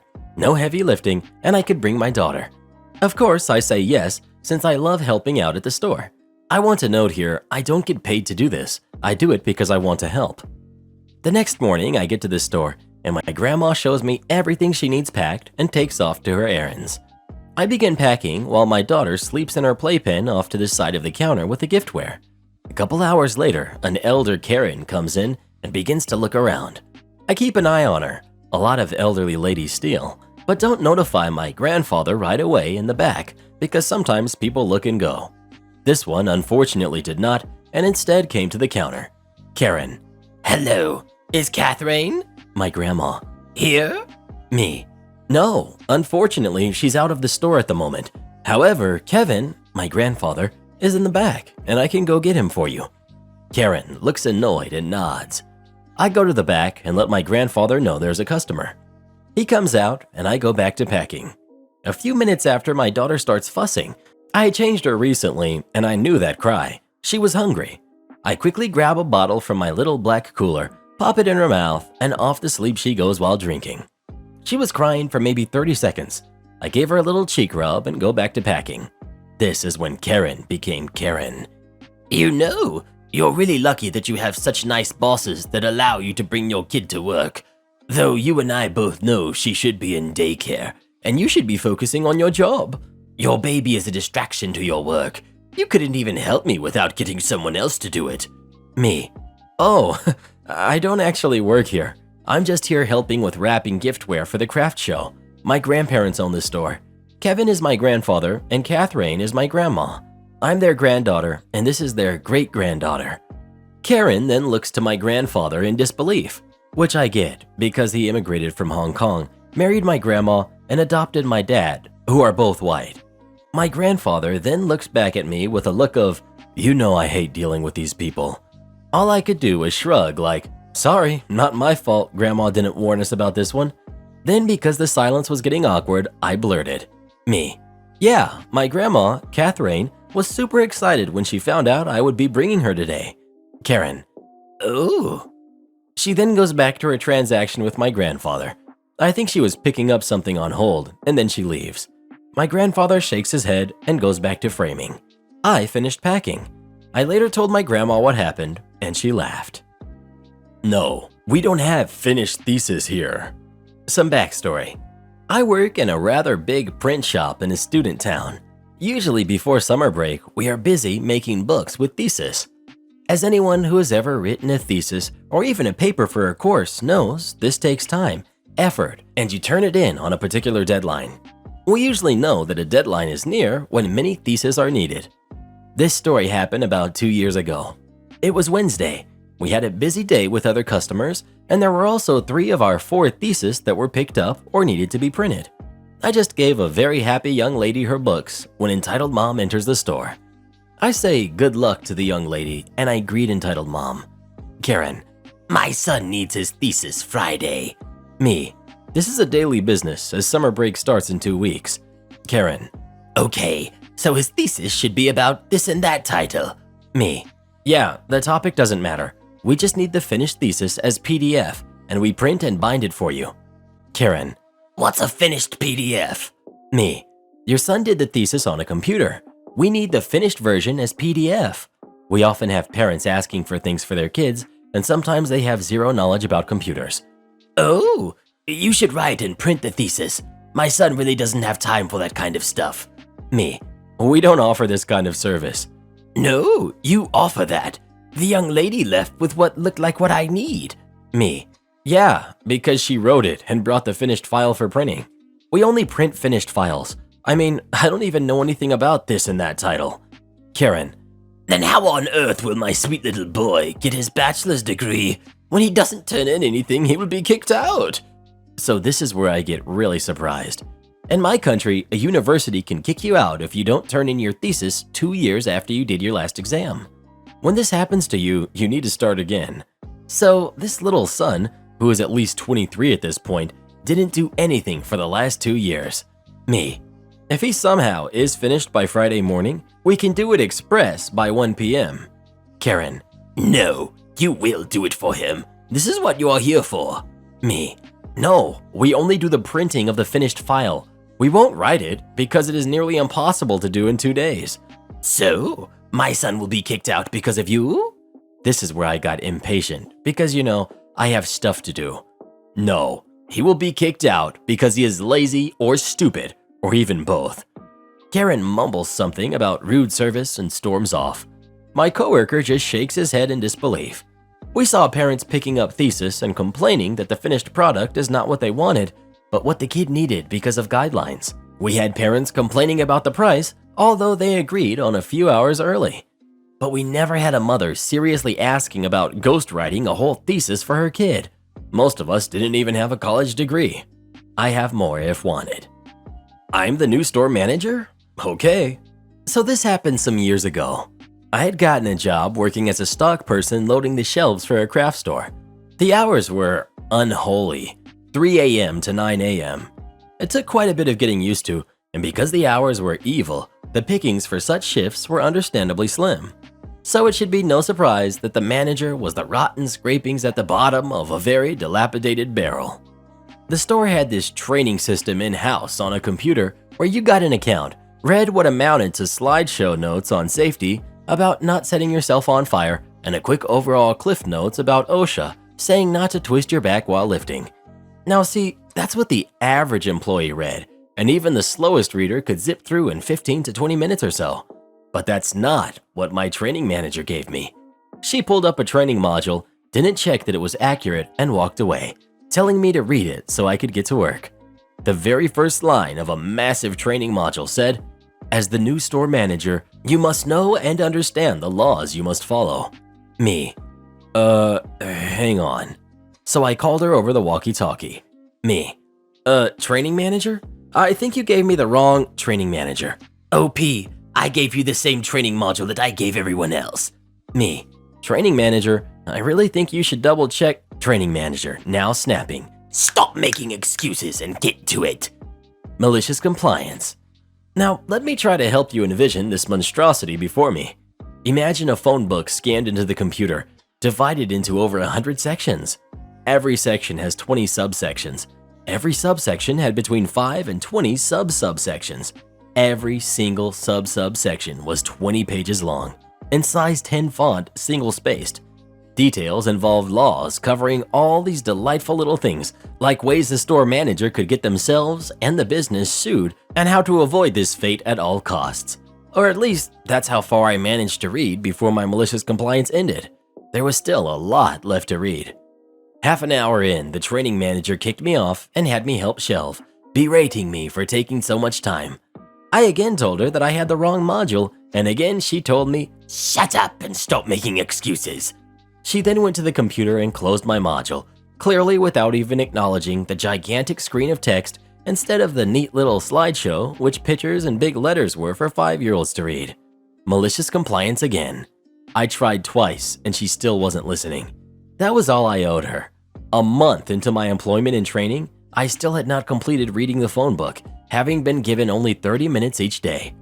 Finally, the store manager, the actual store manager, came to see why I was incapable of completing a module that should have only taken me 15 minutes, and that I really needed to improve my reading skills. Me, store manager, I can read just fine, but as the new store manager who will be taking over for you, I really must insist on reading the entire module. Store manager, I'm sorry? Me, training manager told me to read the store manager training module, and I need actual time to get through it. If I'm not the store manager, then I need to be given the correct module. Store manager, did you tell her that she had given you the wrong one? Me, yes, and I quote, and here I pitched my voice to imitate her angry snapping voice. I gave you the same training module that I gave everyone else. Stop making excuses and get to it. Back to normal voice. I told her twice, and she just wouldn't listen. The store manager went very quiet. He silently took me into the break room, got me on the training computer there, and removed the store manager module from my account and put the regular employee module up. I zoomed through that bad boy in less than 10 minutes and got on with my work. The store manager and training manager disappeared for a long time. Epilogue. Sadly, the training manager did not improve her behavior in the following year of my employment at that company. She remained exactly as toxic, incompetent, and a workplace bully right up until I reported her to the hotline with 6 typed-up pages of documentation. The regional manager had to come in and put the fear of God and Satan into her before she got very quiet for my remaining few months of employment before I moved out of state. Customer lectured his friend when I exposed his 10% tip. I work in a hotel lounge, and recently in my province, we've redone restrictions and we must now last call at 10 p.m. I swear, ever since this is in place, I've had the thirstiest people in my section at 9:30 p.m. having withdrawals just thinking about getting last called. But I digress. This particular table was thirsty, but very nice. This is a table of 4 men, 9 p.m. They inquire about last call, and I promise them I'll stay on top of their drinks before we get there. I connect with the leader of the bunch. He says he likes me and praises me often, gets the burger with 3 add-ons, also lets me know he wants only 1 bill for the table when the time comes. Likes to drink lots, seems to have a deep wallet, pays for the whole bill, amicable. This is the perfect table. Easy money, I love it. Last call came and went without a fuss. Although I slightly overserved these folks, they never slurred or got aggressive or even displayed any Karen behavior. This is a bit of an irrelevant detail. I just liked this table in general after the really crappy wedding I had to serve the day before. Story for another day. I bring the 1 bill as promised, $350 for the table. I see them argue about the bill a bit, and someone else from the table signed it, and then went outside to mingle on our patio. To my dismay, he had tipped only $45 on the $350 bill, below 15%. The payer even had me deliver 2 shots to another table to be put on his bill, which I did promptly. There was no reason to stiff my tip, but here comes the twist. He didn't put his room number on, and I couldn't find his name in our room system. I decided to go up to the table where he wasn't anymore and lay the bill open in front of the leader I was connecting with all night and just say, "Hey, your bud forgot to put down his room number. Do you mind getting that for me, please?" Pause. "Is that what he tipped you?" "Yes, victory is mine." I just stay pleasant and tell him not to worry about it, and I had a good time serving them. He says this is unacceptable. Storms outside the restaurant to the patio to his friend. I didn't hear or see the interaction, but he came back with a room number and a fixed tip to $70. Not only did I get good money, but I got to get one under-tipper schooled by a proper tipper. Priceless. Edit. There's too many Karens on this sub trying to convince us we don't deserve our 15% tip and we are acting entitled when we vent about low tips on server subreddit. What the heck is wrong with you people? If my perfect customer knew you talked like that to servers about their livelihood, he'd tell you your tipping practice is unacceptable. Am I the jerk for insisting that my aunt pays me $1,500 per hour to tutor her son? To pay my way through law school, I ran an LSAT tutoring service, though I have since dropped offering this service. But that didn't stop my aunt from calling me up on Saturday attempting to hire me to tutor her son. Even if I were still offering this service, there are multiple reasons why I wouldn't take my cousin as a client. Firstly, and most importantly, my cousin is lukewarm at best at the idea of becoming a lawyer. Secondly, only one law school in my country requires the LSAT, and it is reconsidering whether to continue this requirement at all. Thirdly, my cousin is only 16, so his focus should be on high school exams and not on exams 4 years away that may not even be required. Despite this, my aunt was adamant I tutor her son. I offered to send her my old notes and call some of my old students to see whether any of them would take my cousin on as a client, but she insisted it be me. Because my aunt wouldn't take no for an answer, I tried a different tactic, charging rate of $500 per hour. I'm well aware that my time is not worth anything close to this stupidly outrageous rate, so I was hoping it would scare my aunt away. Well, it did, but just a bit too well. My aunt took offense to my offer and quickly transitioned from guilt-tripping me, "We're family are supposed to support each other, etc., to being outraged. You greedy, ungrateful little jerk. Your parents didn't do their job with you, did they?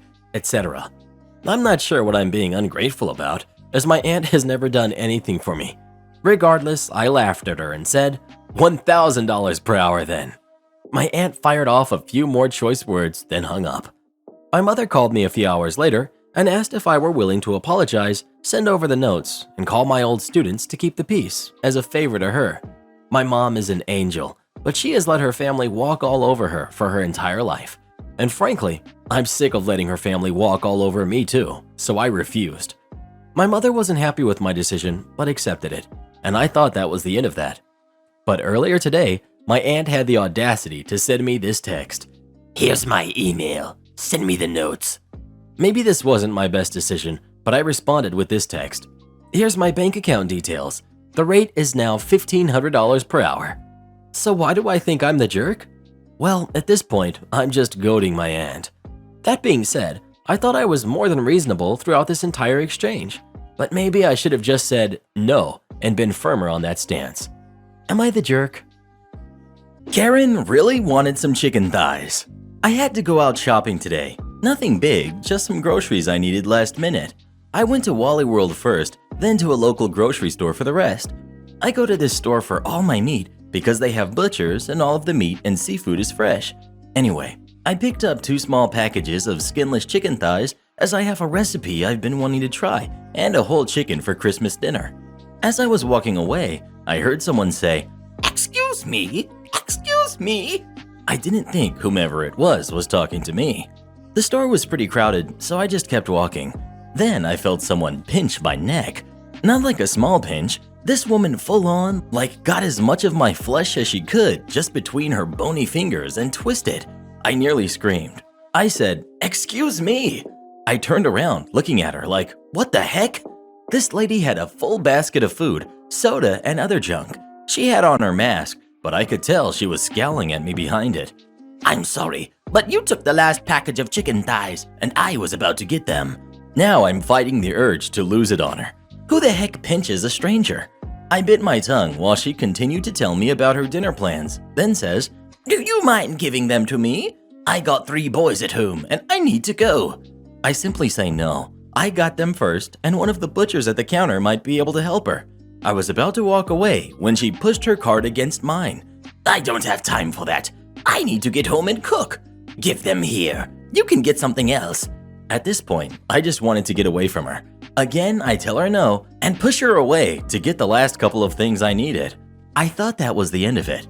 Not even close. I'm looking at milk when she full-on rams her shopping cart into my leg. I think she got a running start and slammed it into my leg. Side note, my left knee is dislocated. I can walk on it, but it's painful, and right now I can't afford the time off for surgery. My doctor put me in a brace that helps me get around until I get the surgery. She hit me on my left leg. My knee just gave out and I hit the floor, crying in pain. This woman didn't even blink. I saw her reach into my cart, take my chicken, and walk away as if she did nothing wrong. Thankfully, more than enough people had seen what she had done. A couple helped me up while someone else got help. I was crying and sobbing, the pain so intense. As employees brought a wheelchair for me, others were asking if I was okay, and some customers even ran after the woman. She was stopped at the checkout by a manager who returned my chicken to me, while the woman ranted and raved that she had a family to feed, and I could have just given her the chicken 'cause it's Christmas. Eventually, I checked out. A couple employees were kind enough to help me to my car and even load up my groceries. The manager asked if I wanted to call the police or press charges, but I just wanted to get home.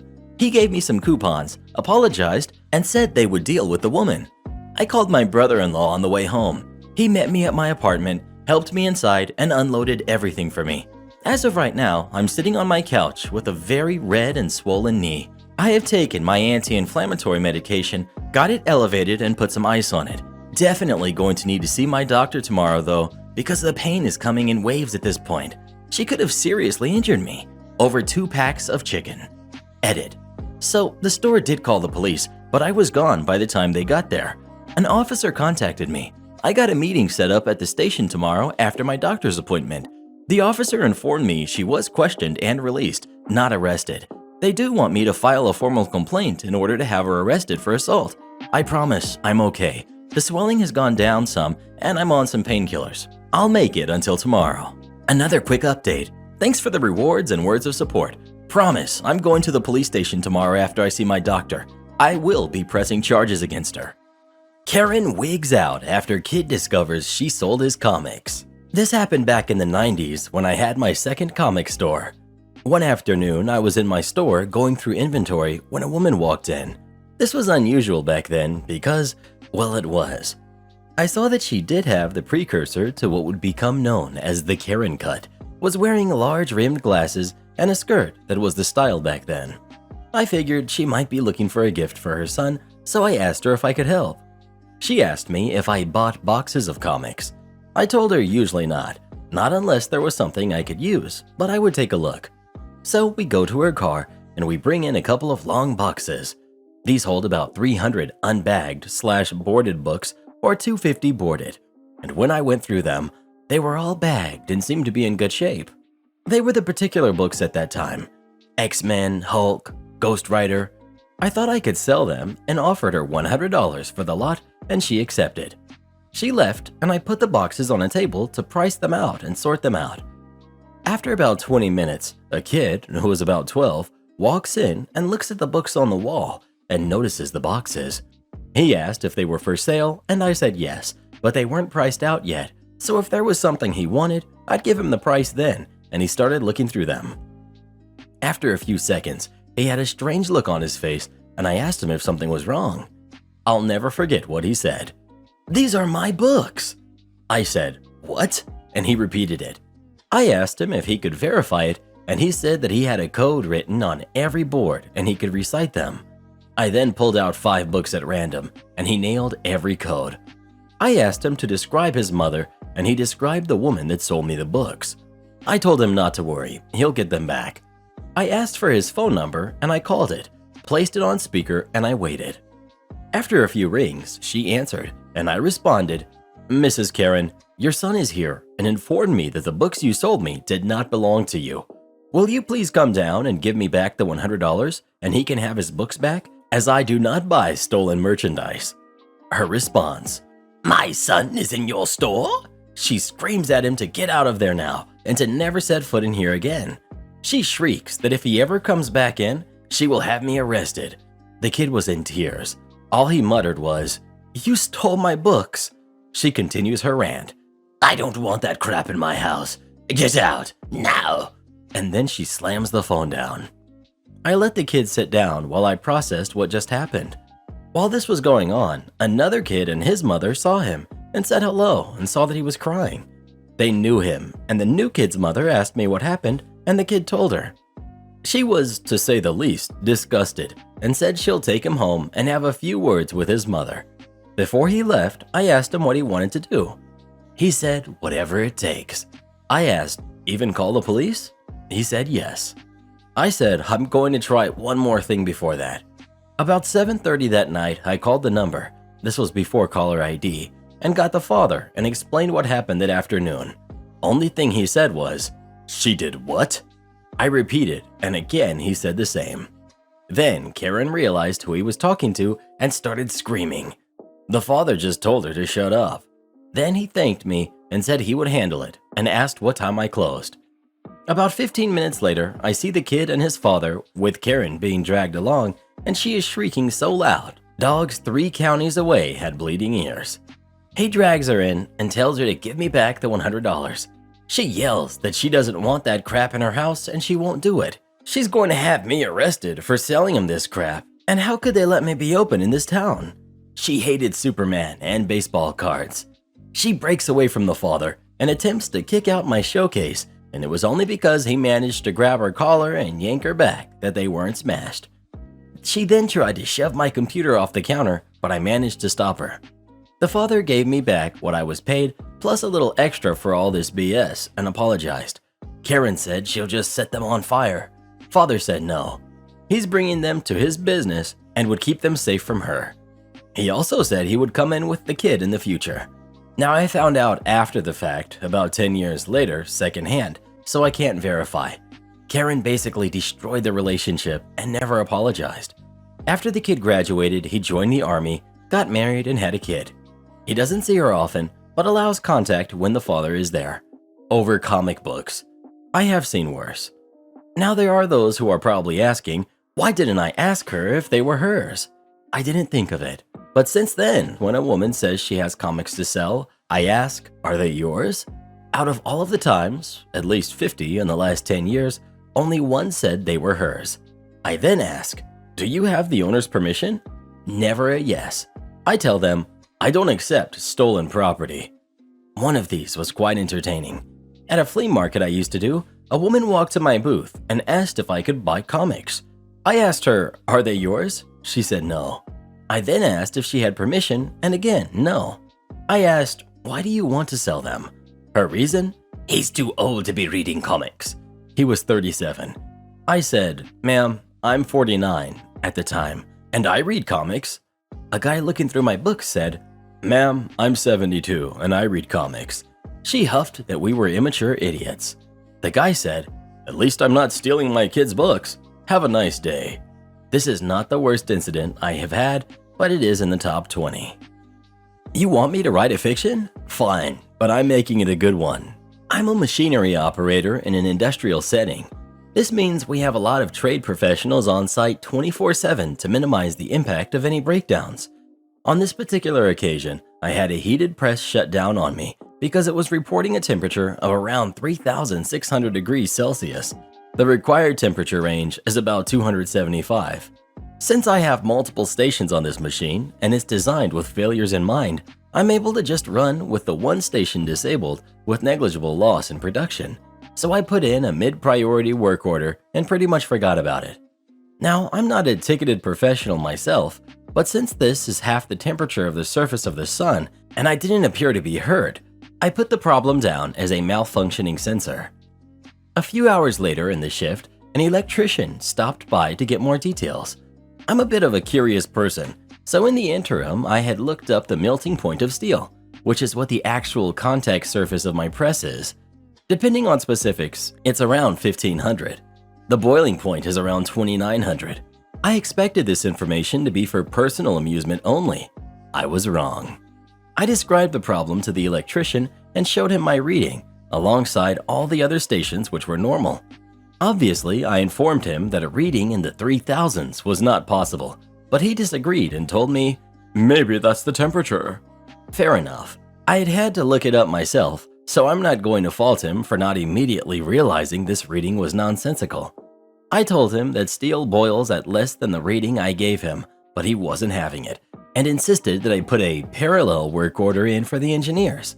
Officially, this just means the diagnosis was not immediately clear to the operator and creates a second tag with an alternate explanation, so that when one tradesman closes the tag, the alternates are closed automatically.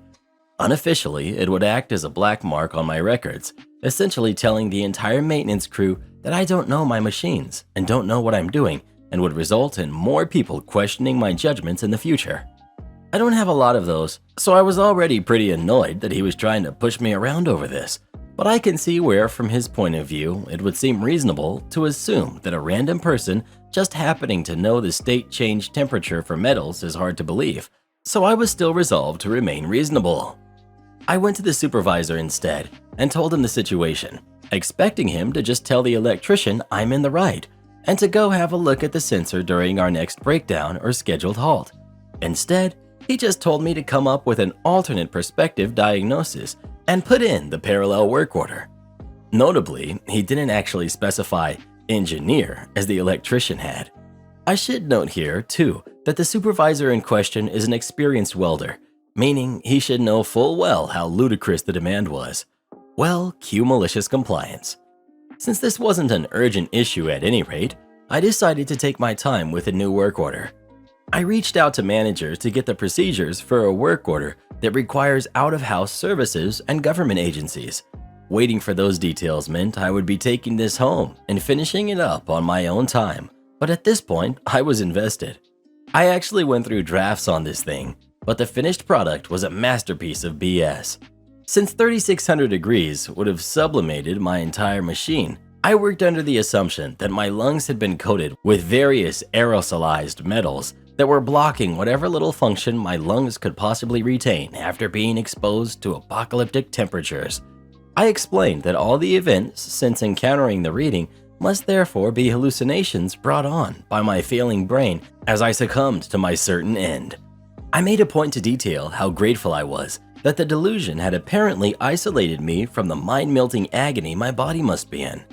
I summarized my last will and testament in the vague hope that in my dying utterances it might actually be communicated to somebody still alive in reality. I recommended immediate contact with Environmental Canada for disaster cleanup. I requested a specific funeral home, but specified that I did not wish to be cremated. I also made a point to mention by name the two people who had graciously informed me that my equipment could be expected to function normally in the temperature range of a sunspot. These work orders are the size of a postcard, and the actual request part is typically 4 to 15 words. I handed this sucker in with 3 sheets of foolscap stapled to it. If it had actually been processed, it would have created a mountain of paperwork, since I can't imagine Environment Canada reacting well to receiving a major disaster notification followed by, actually, sorry, never mind, one of our employees is being a butt. Predictably, I was hauled in to speak with management before noon that day to explain myself. I did receive a write-up, which I refused to sign and demanded a union rep on hand since I had had no way to follow my orders without being ridiculous. They declined to bring one in, so that should be the end of that. The faulty sensor had been replaced by the time I got back to my machine. I tried to save her $71, but Karen wanted a $100 Visa gift card. I was a department manager at an arts and crafts store a few years ago. A warm, pre-lockdown Saturday morning in May of 2018. I get called up by cashier who is known to be very soft-spoken. All the cashiers are busy. Holding up register 3 is a middle-aged lady with 2 carts chock full of crafts and baking stuff. The issue was the customer's 10% off coupon was expired by over a week and it was not working. Her total was around $557.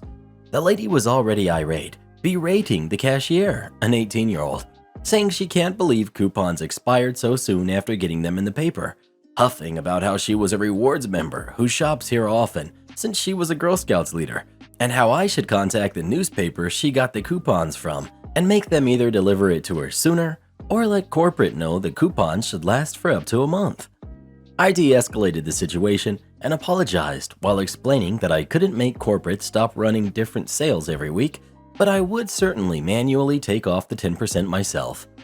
As I was doing this, I noticed she would save money with the paid membership we had recently implemented. With this membership, the customer would get a one-time 20% off their current order and 5% off every purchase thereafter. Yes, it was a ripoff, considering it offered almost exactly the same exact rewards that the free program offered. But seeing this lady had a huge order, I pointed out that not only would she get the membership essentially free, but it would save her $71, $20 more than she would have saved with her expired coupon. The lady jumps down my throat. First, the cashier tries to tell me about this dumb membership, and now you? Do I look stupid? I don't want it. I don't want it. I don't want it. I'm not a moron. I know there's a catch. Get me another manager. You're not going to trick me into paying for something more? Do I look stupid? You're insulting my intelligence. I'm tired of seeing your face. Get someone else up here now. By then, I had already taken the 10% off, called another manager, even apologized, despite fuming, and she was still ranting. My fellow manager on duty came up. I stayed because I wanted the sweet glory of seeing this lady's face when she was told the exact same thing I had just told her. This sent the lady into another frenzy. We got the district manager on the line, who had literally left minutes before the interaction started, from a meeting where he commended me on being the best salesperson of this membership in the district, and he had to explain to her the same policy, that every employee was required by the company to offer this membership, and we were not trying to rip her off, but we apologized for the inconvenience. She still did not leave. Eventually, I asked her what she wanted, what it is that she wanted out of this interaction that by now had caused a whole scene and had taken up over half an hour. She demanded a $100 gift card, not to the store, but a $100 Visa gift card for wasting her time. How about no? We couldn't do that, of course. She ended up leaving with the promise that the district manager and general manager of the store would call her later. I ended up taking a 40-minute paid break in my car to release steam after that. When the district manager called her the week later to offer her a $10 certificate to the store, she told him to hold on a second, and we could all hear her in another store throwing the same kind of fit. Ridiculous. You paid for them, so you can pay for us. Took the day off from work yesterday because my nephew's school was closed for the day, and I wanted to spend time with him.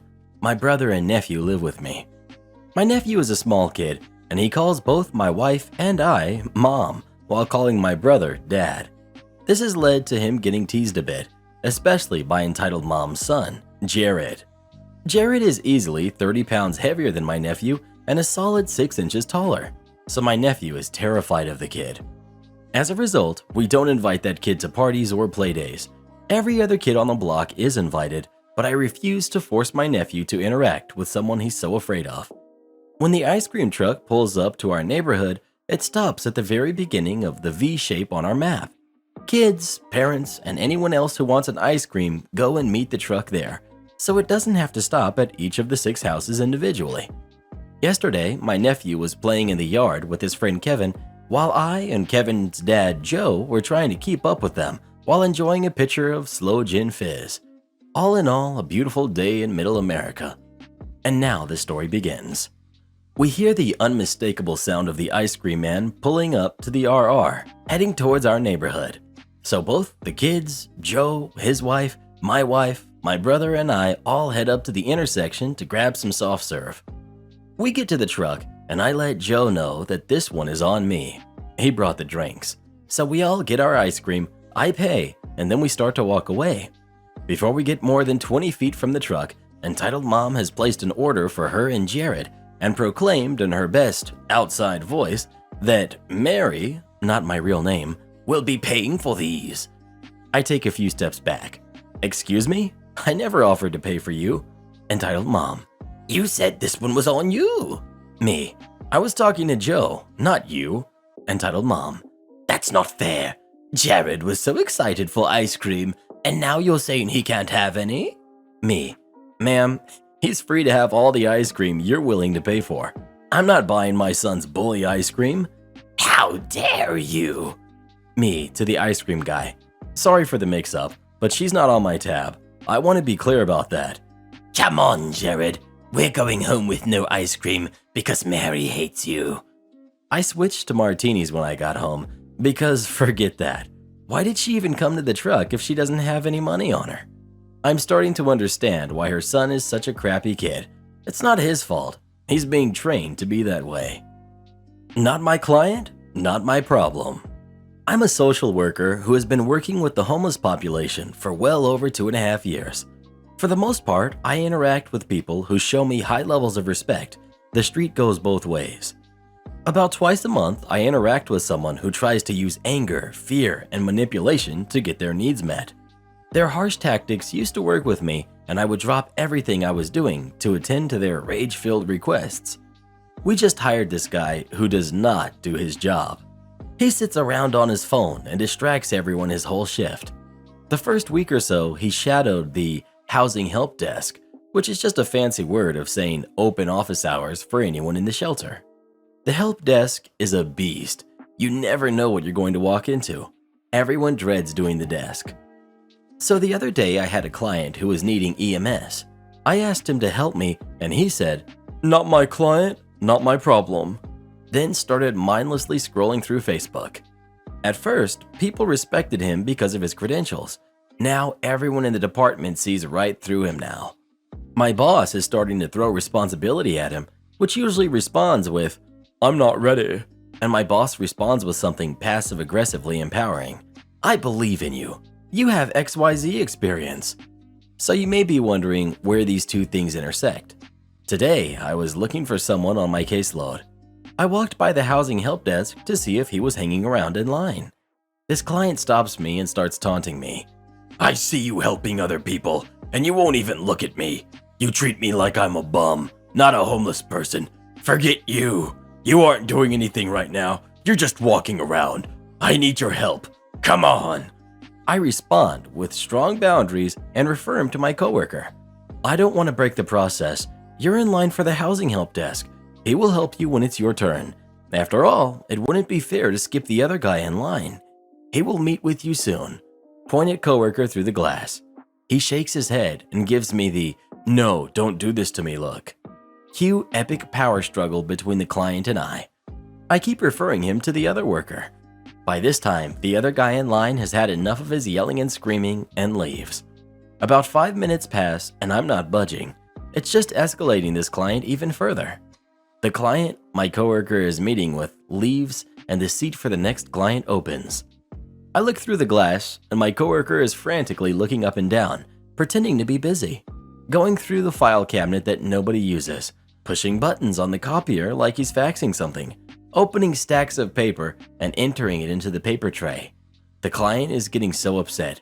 Forget you, dude. Help me. Help me now. What is wrong with you? What's that guy doing? Have him help me. This shouldn't take this long. I peep my head through the door and ask my coworker if he's ready. He stalls and stalls, expecting me to bend. I tell the client, "I'm not bending over the rules for you. You have to meet with the case manager at the desk. I have 30 other clients I meet with while I'm not running the desk." I open the door. "Hey, coworker X, it seems like this guy really wants to meet with you." I've got to email over something to our boss. Can you help him? I look at him. Not my client, not my problem. Less than 4 hours later, he's already calling places to follow up on his application. Am I the jerk for canceling movie night with my boyfriend after what he did? I'm a movie lover. I love watching movies and TV shows like Star Trek, The Greatest Showman, Star Wars, and I have tons of favorite actors like Jake Gyllenhaal and Robert De Niro and Keanu Reeves. I even have rituals for when I watch movies, especially new ones. My boyfriend, Andy, and I have movie night every Thursday. Together for 9 months, by the way. We don't live together. He has a habit of Googling spoilers whenever we're watching a movie for the first time. It may not be a big deal, but I hate it. I hate when he does that. It ruins the mood, the excitement of the movie, and so far he's ruined over 14, what would have been great watching experiences. He did it again after I had a talk with him about it. He says he just can't help it, but I said I can't let him ruin the one thing I'm so madly interested in. I can't even enjoy our Thursday movie night anymore because of it. He said I was right and promised he won't do it again. Heck, he even promised that he won't keep his phone with him and will leave it elsewhere. This past Thursday, he came over to my place so we could watch a new movie together. I prepared popcorn and drinks, and we sat on the sofa and started watching. It was a great movie choice. I was in the mood and excited to see how events would turn out. Andy's phone was in the kitchen, so I didn't have to worry when he started moving in the sofa, looking uncomfortable. I kept staring at the screen, and in a few minutes I heard tick, tick, tick, tick, tick, keyboard sound. I turned my face and saw Andy had my phone in his hand and was seemingly looking up spoilers for the movie. I was like, you know, what the heck did you do that for? You also took my phone. I got mad, and he just kept smiling at me with his sharp teeth. He promised he wouldn't spoil it for me, and I can trust him this time to not say anything. I took my phone back, hoping I'd still find out what happens in the movie on my own.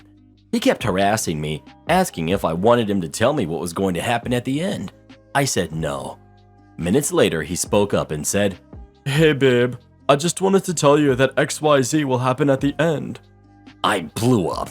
I yelled, calling him unbearable and selfish to have ruined yet another great movie watching experience. He said he wanted to ease my mind about the ending after seeing me so worked up like that, but I said I was done and canceled our Thursday movie night and will have a girls' night in with my girls instead.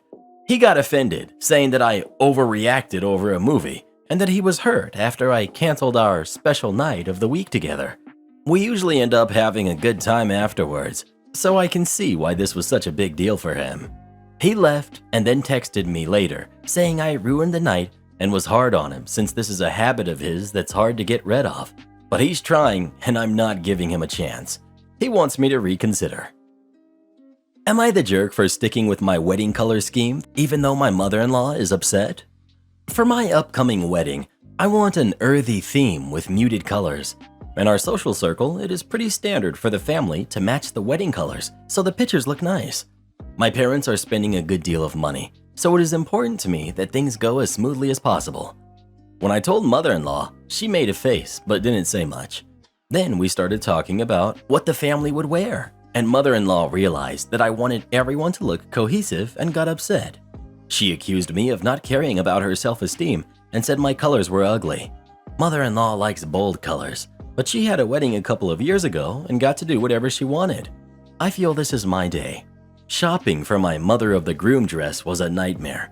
It was months of back and forth, crying, me vetoing dresses that would stand out like a sore thumb in pictures, her calling me vain and heartless.